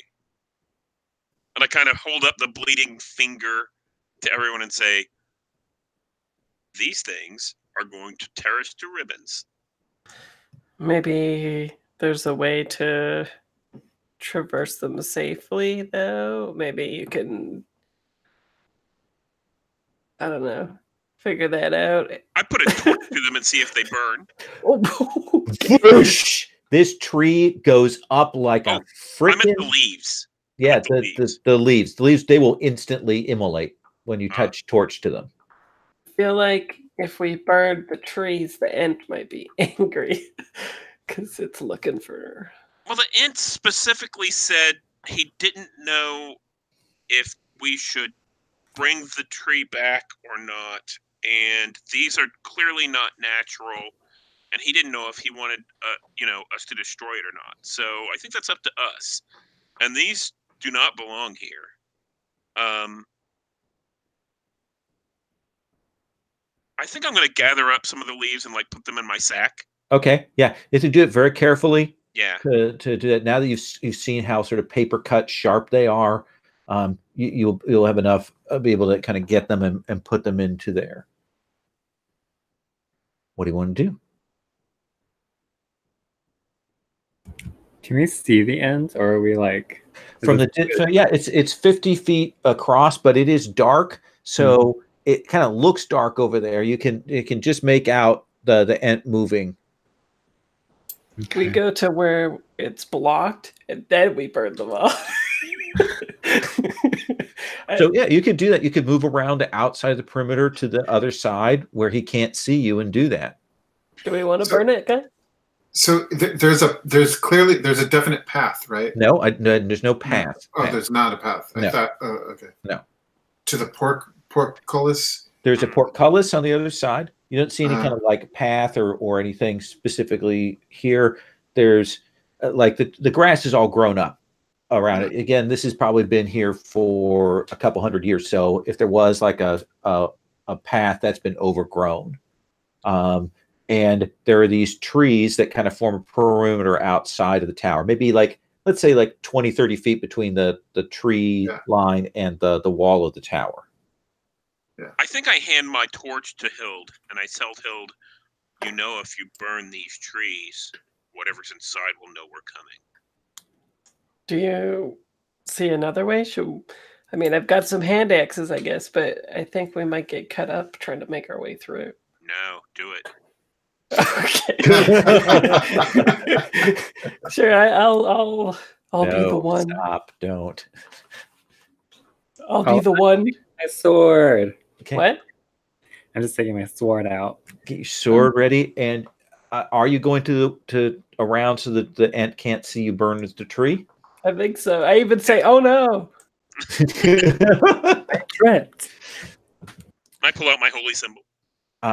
So yeah, you will move and you will light this up, and it catches, as I said, and it goes up, and that fire, these leaves, there'll be that heat off of them, and you'll see them, kind of fly off as they catch fire, and you will see the line of that fire spread to the next trees over. So, like, it's gonna catch fire to the whole island type of deal? It looks like it's going to light up all these trees. Okay, flashback. You'd like to take stress to avoid consequence? No. I don't remember that. Let's see. But I think, yeah, you will, in a couple of minutes, it does seem to light these things up. And it's not like they keep burning. They're not like torches. I mean, they go up, they light, and within maybe half a minute, the tree has been burnt out. Right.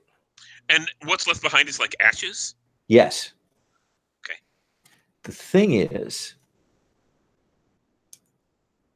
you will now realize that those chimes that you're hearing, there's like another set of chiming that you're hearing, and the trees are gone, but you're hearing that, and you're realizing that the sort of sound of chiming that you're hearing is moving around out here with you.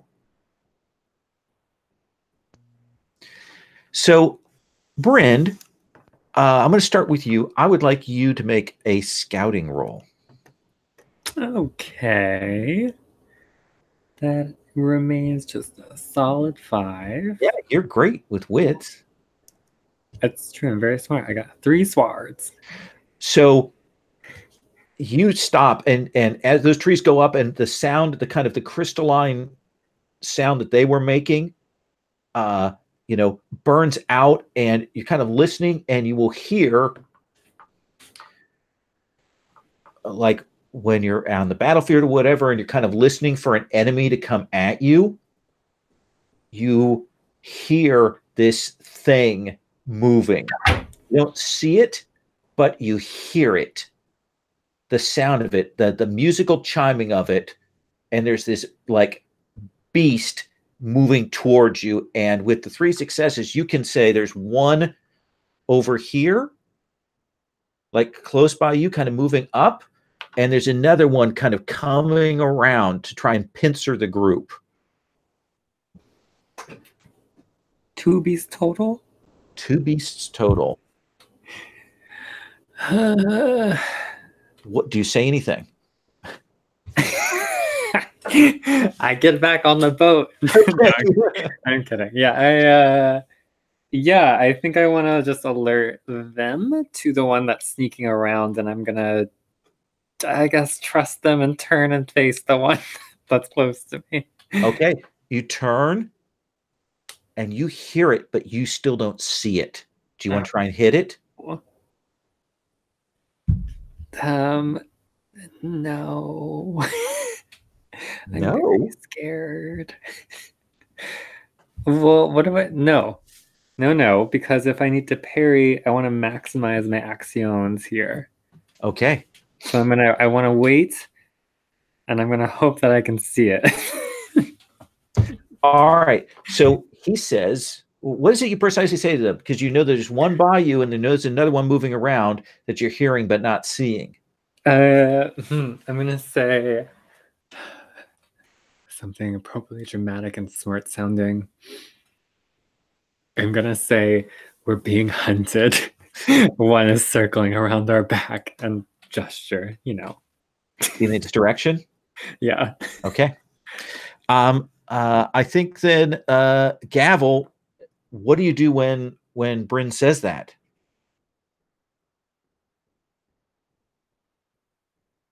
So, well, I try to spot them, and I Okay, will let's engage have you if I make can. a scouting roll then.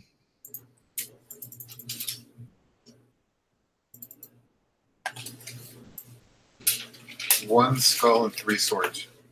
Okay, so yeah, you will be certain that these things are not visible to the eye, but you hear them. You hear these chiming, and you know that there's one over there close to the Bryn, and there's one that's a little ways over coming around at you over from the other side. I'm going to go to the one that's at the other side, because presumably the one that's coming at the other side is like going to be closer to Lauren and yeah. So you're going to try and move over there to intercept and kind of get at it. Yeah. Okay.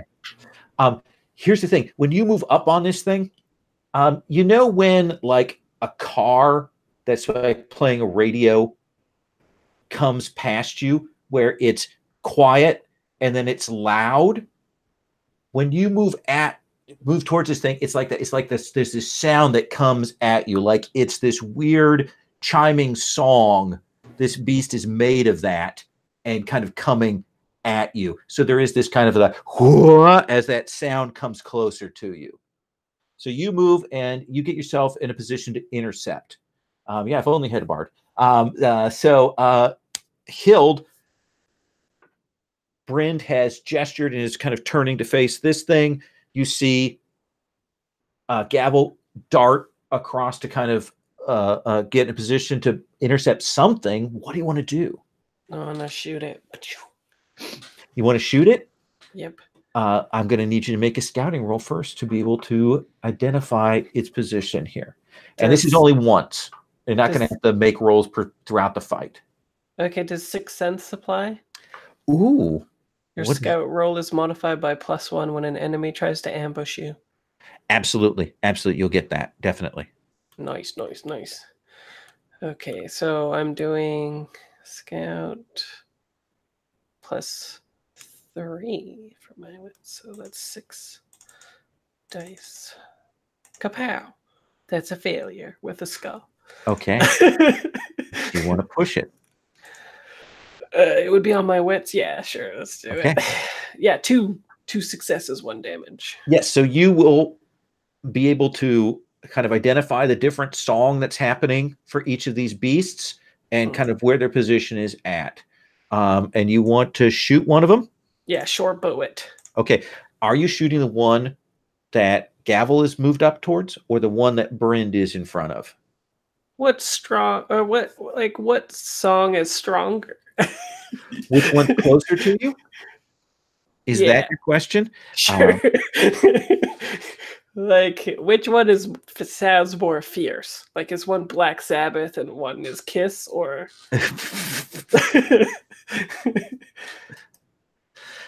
So the one that Gavel went towards is definitely more heavy metal, and probably closer. I'll do that. Yeah, okay. That sounds reasonable. Then let's have you make that marksmanship roll. Sounds good. Okay. So, marksmanship agility for 1.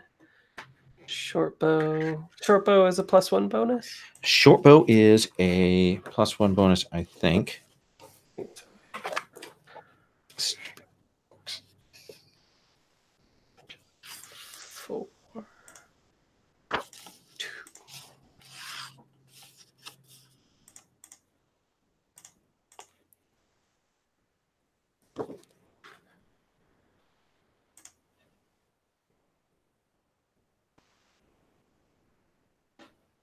What do you got? I have 2 swords. 2 swords. So the short bow is 2 dice and 1 damage. So you get 1 more gear die. Oh, okay. I'll just roll. Yep. Ha! I got it. Okay. 3 successes. So that's 3 successes. So that's going to be 3 points of damage. roll for its armor. And that will sink into this thing, and that arrow kind of hits and sort of shatters, but it definitely wounded this thing. Okay, and it was like iron tipped as well. Yeah, that sounds good. Yeah, so probably see that bit of iron, probably in the air for a moment before it kind of vanishes out. Lauron, what do you want to do? I'd like to see if I've ever heard of anything like these before. Okay, let's say you make a lore roll. Lore.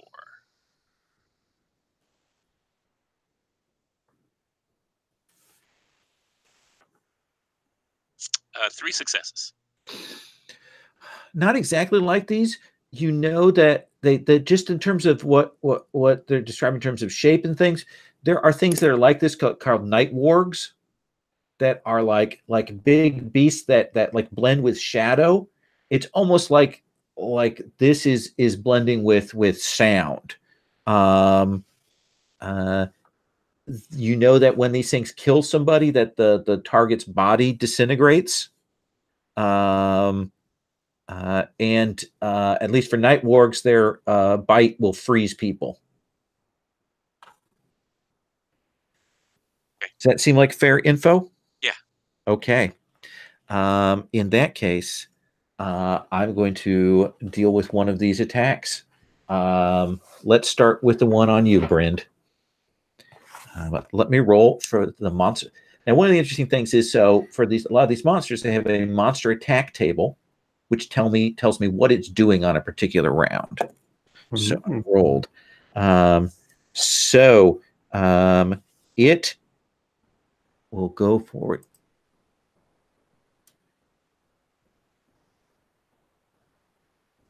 And okay. So Brend, this you know this thing is coming at you. But it's big. And it doesn't feel like it's like going to like swing at you with a paw or anything that you could parry. Like it's actually going to try and like smash into you. So I can't parry? That is correct. You could dodge if you wanted to. Well, I guess I gotta try it, Okay. So if you dodge, then you roll your move for that dodge. Okay. If you decide that you don't want to go prone, then your dodge is at -2 dice. Oh man, I only have 3 dice to roll. A 1. That's very bad odds. Yeah, I'm gonna have to go prone. Okay. I gotta go pro. Gotta go pro. Let's have a roll. Roll. Oh, I got a skull and no successes. I'm gonna push it. I'm too scared. Whoa, that was a bad idea. I got 2 skulls. 2 skulls. 2 total skulls. So you try to dodge away, and it comes up, and as you drop, it locks its jaw onto your leg and grabs onto it, and you're going to take 2 damage. You can roll your armor to negate some of that.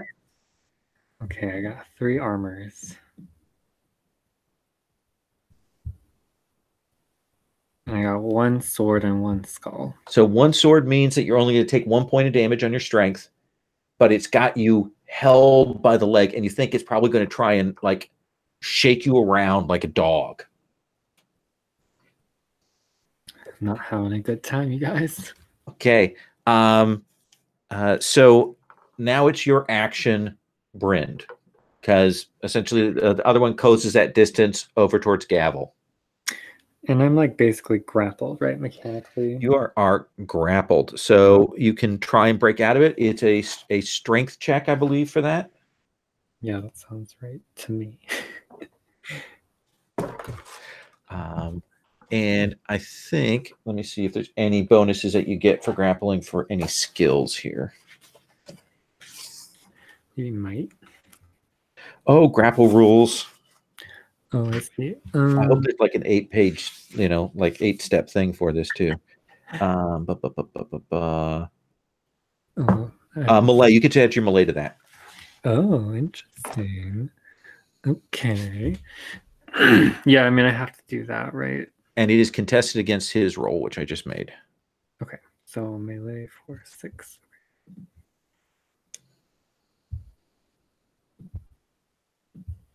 Roll. That's 2 swords. So you will yank your leg out of this thing's mouth. And I'll even let you get to your feet if you want. Yes. Okay. My feet. So you get up to your feet, you get out of its jaws. You're not going to be able to swing this round, but you've at least gotten free from its bite. Yeah, I'm okay with that. Okay. Let's come to Gavel. Gavel, what are you going to do? I draw my sword and chop it in half. Okay. Go ahead and make that attack roll, please.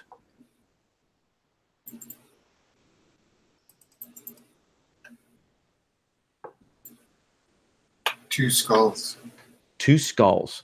Now, if you pushed it, you'd take 2 strength damage at least. So I assume you don't want to push that and reroll. If I don't push it, then I'm just waiting. You just miss. You don't take any damage. Yeah, I'll skip it. Okay, so you do. Again, this thing is hard to judge, and when it got hit by the arrow, it kind of shifted its position. So you take that swing, and it goes wide of it. Let's come to Hild, and then we're going to come to Lauron, and then they're going to go. Okay, I'm going to. I think I will shoot again. Okay. Sounds like maybe I should shoot the one that Brent is against. So I'll try that. Okay. So let's see. It's the same roll I just made, but an extra gear die. Marksmanship. Yep. Shazam. 1 success. Ooh, One I'm going to success? push it. Okay. Yes, 4 successes. What? Yeah, 4 successes. 4 successes. And 3 5s. 3 almost 6s. So 4 successes means that you're going to do the base damage, which is 1 plus another 3 points. So that's 4 points of damage. Armor knocks 1 off, so it will take 3. So it cries out. When you shoot that arrow, you think maybe it had its mouth open to like bite at Bryn again, and you clearly put it in the roof of its mouth, and that song gets shriekier and louder and more discordant when it hits, and that's the thing that sort of tells you that it's wounded. Is that it was coherent, but now it's more cacophonous. Lauron, what do you want to do? So Lauren's not a hero like you guys. Lauren leans down into the ground where all of the ashes are, and starts just digging and throwing them up in the air. So there's a cloud, trying to see if we can't then visibly see them. Yeah, I'm going to stop you there because you got a really good lore roll. You think these things don't quite have a physical form like that would work. You're kind of hitting them in a different way. You're kind of breaking their sound up with these strikes. So then making loud sounds might make them... Yeah, you could do that. Okay, so how do you want to do that? I'm going to scream like a madman running around. Okay. So what do you think we want to roll for that? Is there a madness roll? I don't know. There's an endurance roll. Okay. Why don't you roll endurance? I can do that.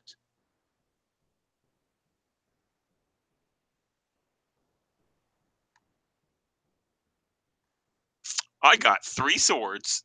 3 swords.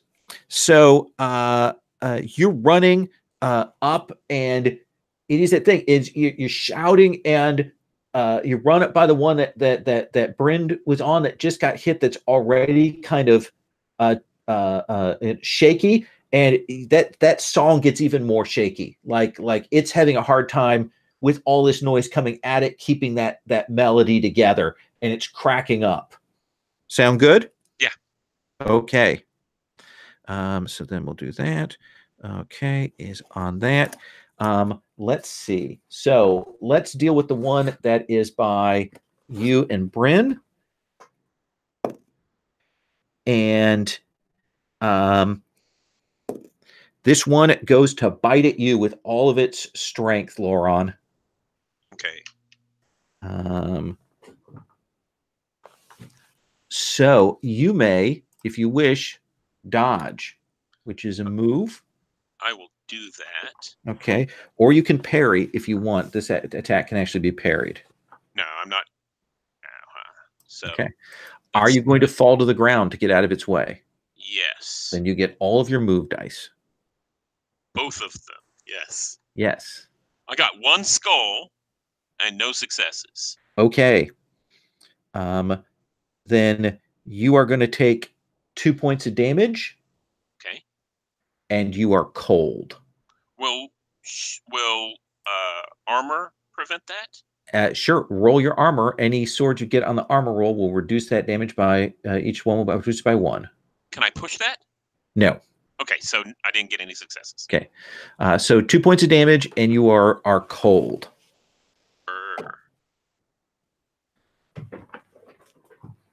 And essentially, it snaps at you, and when it bites down, you'll feel that sort of disruption, and your arm just goes absolutely numb from that. And then let's see what this one is going to do on Gavel.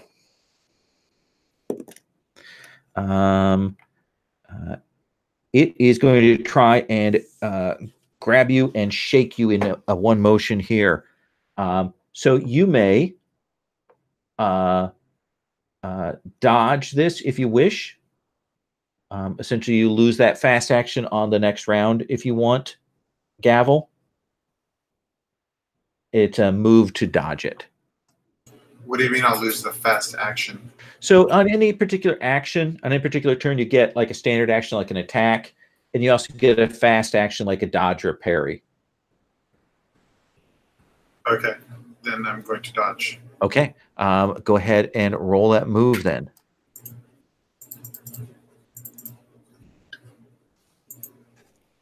One sword, one skull. Okay, this thing comes leaping at you. It kind of jumps up, and you can hear that sound go up in the air, and it comes down. It comes down next to you, and it misses badly. Like it clearly hits, and it sounds like it's sort of disrupted itself there because it pushed its roll, and it did not do well. It pulled, as we call it, a Fraser on that, and hurt itself quite badly on that roll. That's what you get. Bryn, you know that the one close to you that grabbed onto you, it is badly injured. Maybe, just maybe, you could finish it. I'll give it a go because I see this arrow waving around in the air. Well, and your friend Lauron dancing around it like a madman, screaming at it. All right, I'll give it a go. Do I roll my current attribute? Nope, you roll your full attribute. Okay, good to know. 4, 5, 6, 7, 8, 4. Okay. Rule. I got one sword. So that, do you want to push it? No, because I have a skull on my gear dice. Oh, fair enough. So you do clip it, but I mean, the problem is that you just still can't see this thing. So you're just, I mean, it went through sort of where the song is at, but didn't do it as much as you wanted to. Hild, it is your time. Robin Hood. I'm gonna do it. You're gonna shoot the same one again? Oh yeah. Okay. Shazam! Yeah, 2 successes. Okay. So that'll be 2 damage, right? Yes, 2 damage. And there is a shriek, like the crash of like instruments and crystals and metal all kind of smashing together, and then that sound is gone. And your arrows are nowhere to be seen, but that beast is dead. Should I roll my arrow die? After the fight, yeah. But Okay. wait, because you may be firing more arrows. Yeah, that's true.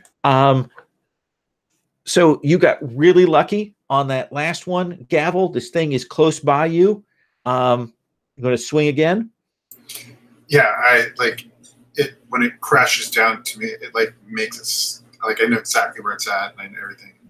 I use that, and I swing again. But I'm also taking a cue from Lauren, and I start yelling. Also, I'm like, okay. Die. Yeah. Let's have you roll your attack roll.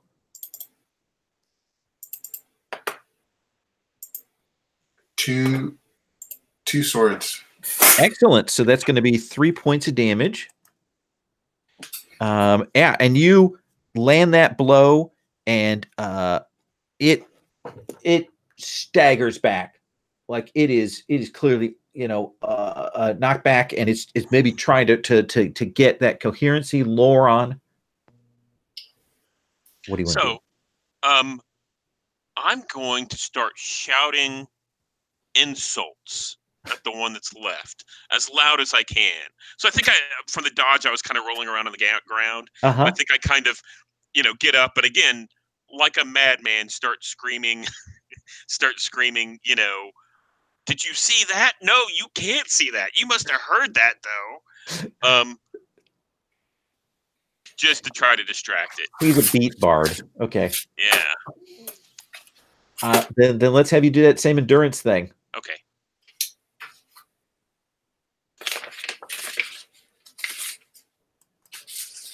Okay. It was endurance plus something else, right? Endurance has strength as a thing, right? Yeah. Okay. So I got 2 successes and one skull. So it seems to react a bit to it, but it is still up. Okay. It's going to take. Let's see what kind of bite it's going to try and get a grip on Gavel. Gavel, this thing is going to try and grapple you, essentially try to bite you to maybe get you in the way of the others. It's going to make an attack roll. If you want, you may dodge. You have to decide whether you're going to stay upright, in which case it's 2 less dice, or if you want to drop to the ground to dodge out of the way, in which case you don't take any penalty. I am going to stay upright. Okay. Roll that move with 2 less dice. Oh!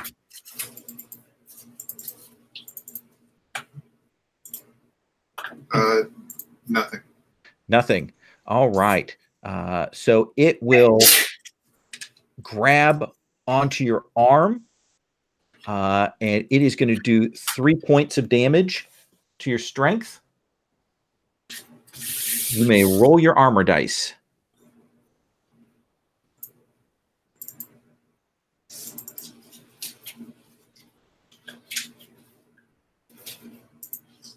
Nothing.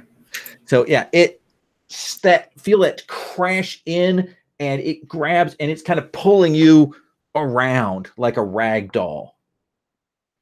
Bryn, you see that just like you got grabbed by the leg, you see Gavel get grabbed by the arm, and it's about to be sort of tossed around. And you can see blood pouring out of Gavel's arm from that.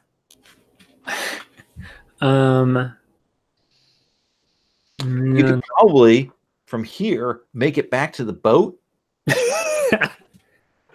I'm out.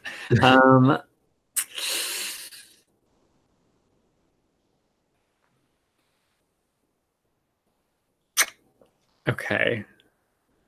I feel like I'm not. I don't want to just attack though, because I might just like hack Gavel's leg off. Who knows? It's dangerous, yeah. but we can't see them. Can I like It's pick okay. up? I have to. I think because he's grabbed and you kind of know what the shape of this thing is, I think you could probably get a good idea of where you'd need to swing. Okay. All right, I'll do it. Just don't fumble. Listen, if I get a skull on that gear dice, I'm not pushing it.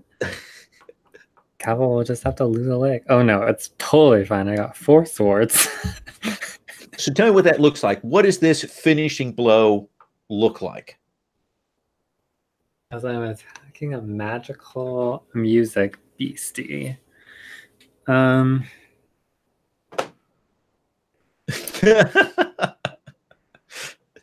I think you've killed plenty of things today, Hild. I don't think he's stealing your thunder.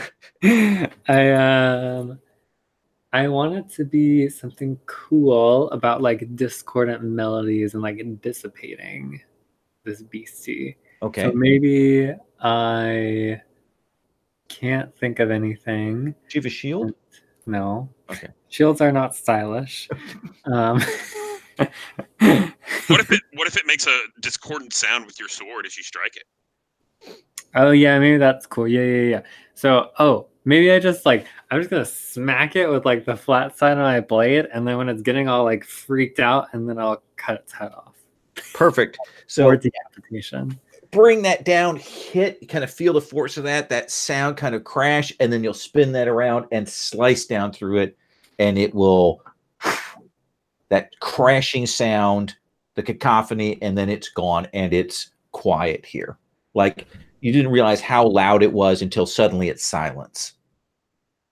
And I say, with a hand on my hip, I could eat. And I think you are outside the doors of this tower. You've dealt with the traps and the monsters outside. So I think we're going to stop here, and we're going to take up with if you decide to go into the tower or run away. We'll find that out next time. We'll do healing next time, but let's deal out some XP. How about? Sounds good. Which is in the other book. This is the problem with the 2-book game that I always forget. Mm-hmm. Experience page 39. All right. XP. You participate in the session, so everybody gets an XP. Everybody also traveled through at least one hex you had not visited before, so that's another XP. You discovered a new adventure site, so that's another XP. You defeated one or more monsters, that's another XP. You found treasure, I'll give you that, even though it's just bandits. There's another XP. Did anyone activate their pride? No, I didn't need to. Did anyone suffer because of their dark secret? Did anyone risk their life for another PC? You think so, Gavel? Yeah. When the other machine, when the other piece was coming, I went and engaged that one. Yeah. Because I wanted to get between that one and the other guys. That sounds good. I'll give you a point for that. Anybody else? Anyone else perform an extraordinary action? I thought my shot was pretty cool. 4 successes on an arrow. Yeah, I'll give you that. Between that and the boat, I'll give you a point. Oh, yeah, the boat. Yeah. Yeah. And then because this is the next last session, everybody can take an additional 5 points. Heck yeah. Because I'm not no SRGM. Take your points. Yeah.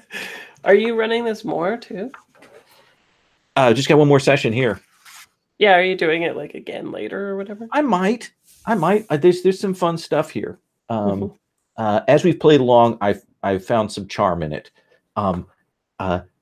We'll talk about this next time. There's some logical questions that I have about the setup that, as I look at them, are beginning to bother me more and more. But that's a whole nother conversation. So, So yeah, that's where I'm going to stop for tonight, and we'll do the final session of this little adventure next time with the tower, and maybe getting back and stuff. I'm going to stop recording. Nice.